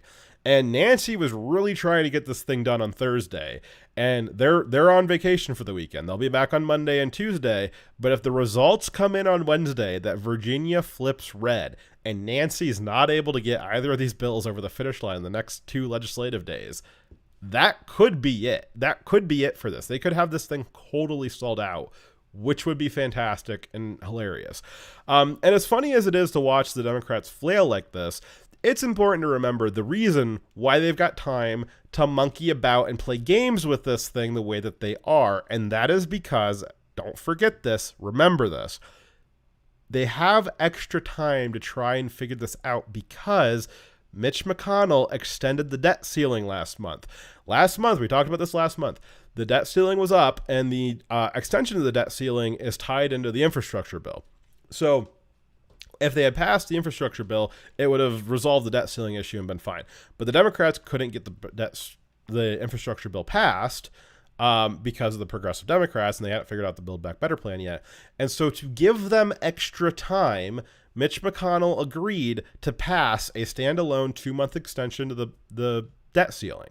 Had he not done that, we would currently be in a government shutdown, and the Democrats would have no time to be playing these games with how much of your money they're going to be spending in the next 10 years.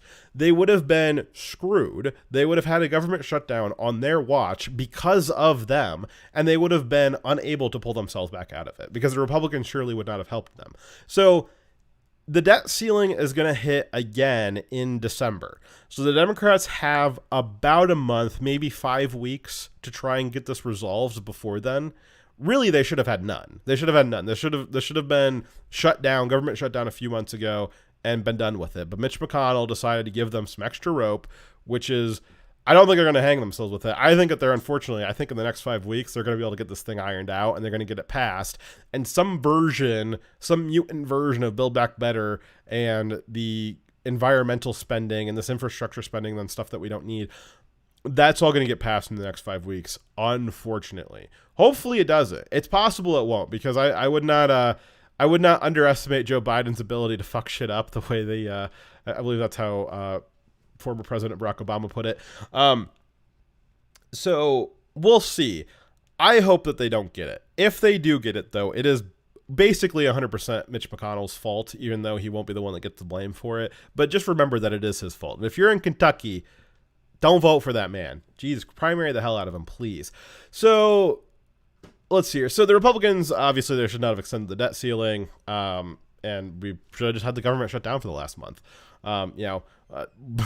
Story we covered last week was the frickin' puppies thing. So like, what do we get with the government funding, right? So the government's up. Yeah, I've gone over this story or this concept a few weeks ago, maybe a month and a half ago, about why would a government shutdown be good? Well, what does the government do for you? We talked about this 6 weeks ago about all of the things the government does against you and why maybe it's not such a bad idea if it shuts down for a little while every year.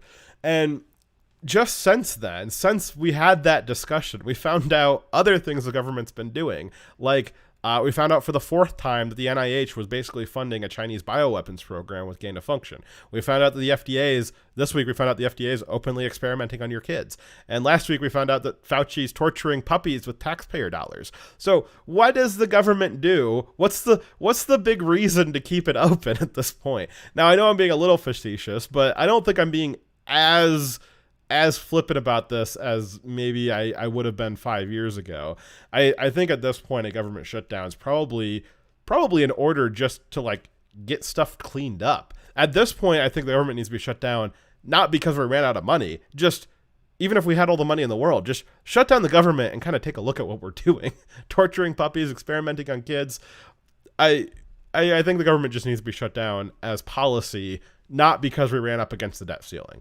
Vote Fox for president, and I will just shut down the government. That'd be a hell of a campaign slogan. Alrighty, so that's the end of our stories for tonight. I do have an extra little segment that I'm going to do tonight. I might do this in the future, though I guess we'll see how regularly this comes up. But I wanted to do just a quick coverage of things that are not news. Give me a second here. There's a lot of stories that have that float around the commentariat, the other political channels, and just conservative discourse. Things that some people think are news, but that I don't think are news. And so I wanted to highlight a few stories that I'm aware of and give you a reason why we intentionally chose not to cover them. Some stories we don't cover because we're running out of time, or they're just not as important as other stories. But some stories we see and intentionally do not cover them. And so I just want to do a little segment of stories that are not news and that were intentionally not covered. So the first story is Dave Chappelle. As you guys may have heard, Dave Chappelle had a special a few weeks ago, and a lot of people thought that was newsworthy. I'm not even going to talk about what it was. I'm just going to say I don't think it's newsworthy because it's not news that an idiot figured something out. It is news. The Dave Chappelle thing is news if you think that black people are inferior thinkers and that Dave Chappelle having a moment of critical thinking is impressive for a black man. If it is news, the Dave Chappelle story is news if you think that Dave was actually critically thinking and that Dave is not merely switching sides in his own self-interest out of cowardice. In the context of politics, Dave Chappelle is a grifter idiot who talks about politics once every 18 months. He isn't saying anything novel, he's not saying anything clever, or even well thought out. So I am not going to clap for him and sing his praises because I have lower expectations for black men. I have the same high expectations for black men that I do for every other race. And so Dave Chappelle gets no special accolades just for saying something basic. So to clarify, it is not newsworthy to me that a black man acknowledged basic facts about reality. The second story would be Noam Chomsky, who, again, not really going to cover what it is that he did, but I'm just going to say that it's not news that someone the left considers to be a great thinker wants their political adversaries to starve to death. A lot of people thought that was news. I did not. It's actually pretty boilerplate leftist thinking. See the last 100 years of communism as my fact check. That is pretty boilerplate for leftists to want their political adversaries to starve to death. Sometimes they even want their political allies to starve to death. It's kind of just leftist policy. Noam Chomsky wanting his political adversaries to starve to death is news if you are a walkaway leftist that thinks that the left is newly radical and you haven't been paying attention at any point in the past century to what the left has actually been asking for. The left is not newly radical in America. They just newly have power. They have always been authoritarian despots. It's just until recently, it didn't matter because they didn't have enough political power to act on their despotism. So to clarify, it's not newsworthy that a leftist is wishing death on their political adversaries. That's just what they do. So those are two stories that a lot of people thought were highly newsworthy. One of those stories, Daily Wire covered like every day for 2 weeks. And I just wanted to acknowledge that I'm aware of those stories and I didn't talk about them for those reasons. They're not newsworthy. If you think that they're newsworthy, maybe you need to evaluate some of your personal biases. Alrighty, guys. Well, that has been the show tonight. I want to thank you very much for joining me. I hope you are having a great week. I hope you have a great next week. I hope you're surviving the Bidenflation. Like I said, I will be following the Rittenhouse trial closely, and will consider bringing a midweek kind of recap on certain updates for that the next couple of weeks as the trial goes on. Let's see here. So, hope you guys have a good week. Enjoyed the show tonight. Hope you did as well. And I will see you again next week, possibly sooner. This has been Trevize signing off. Have a good weekend, guys.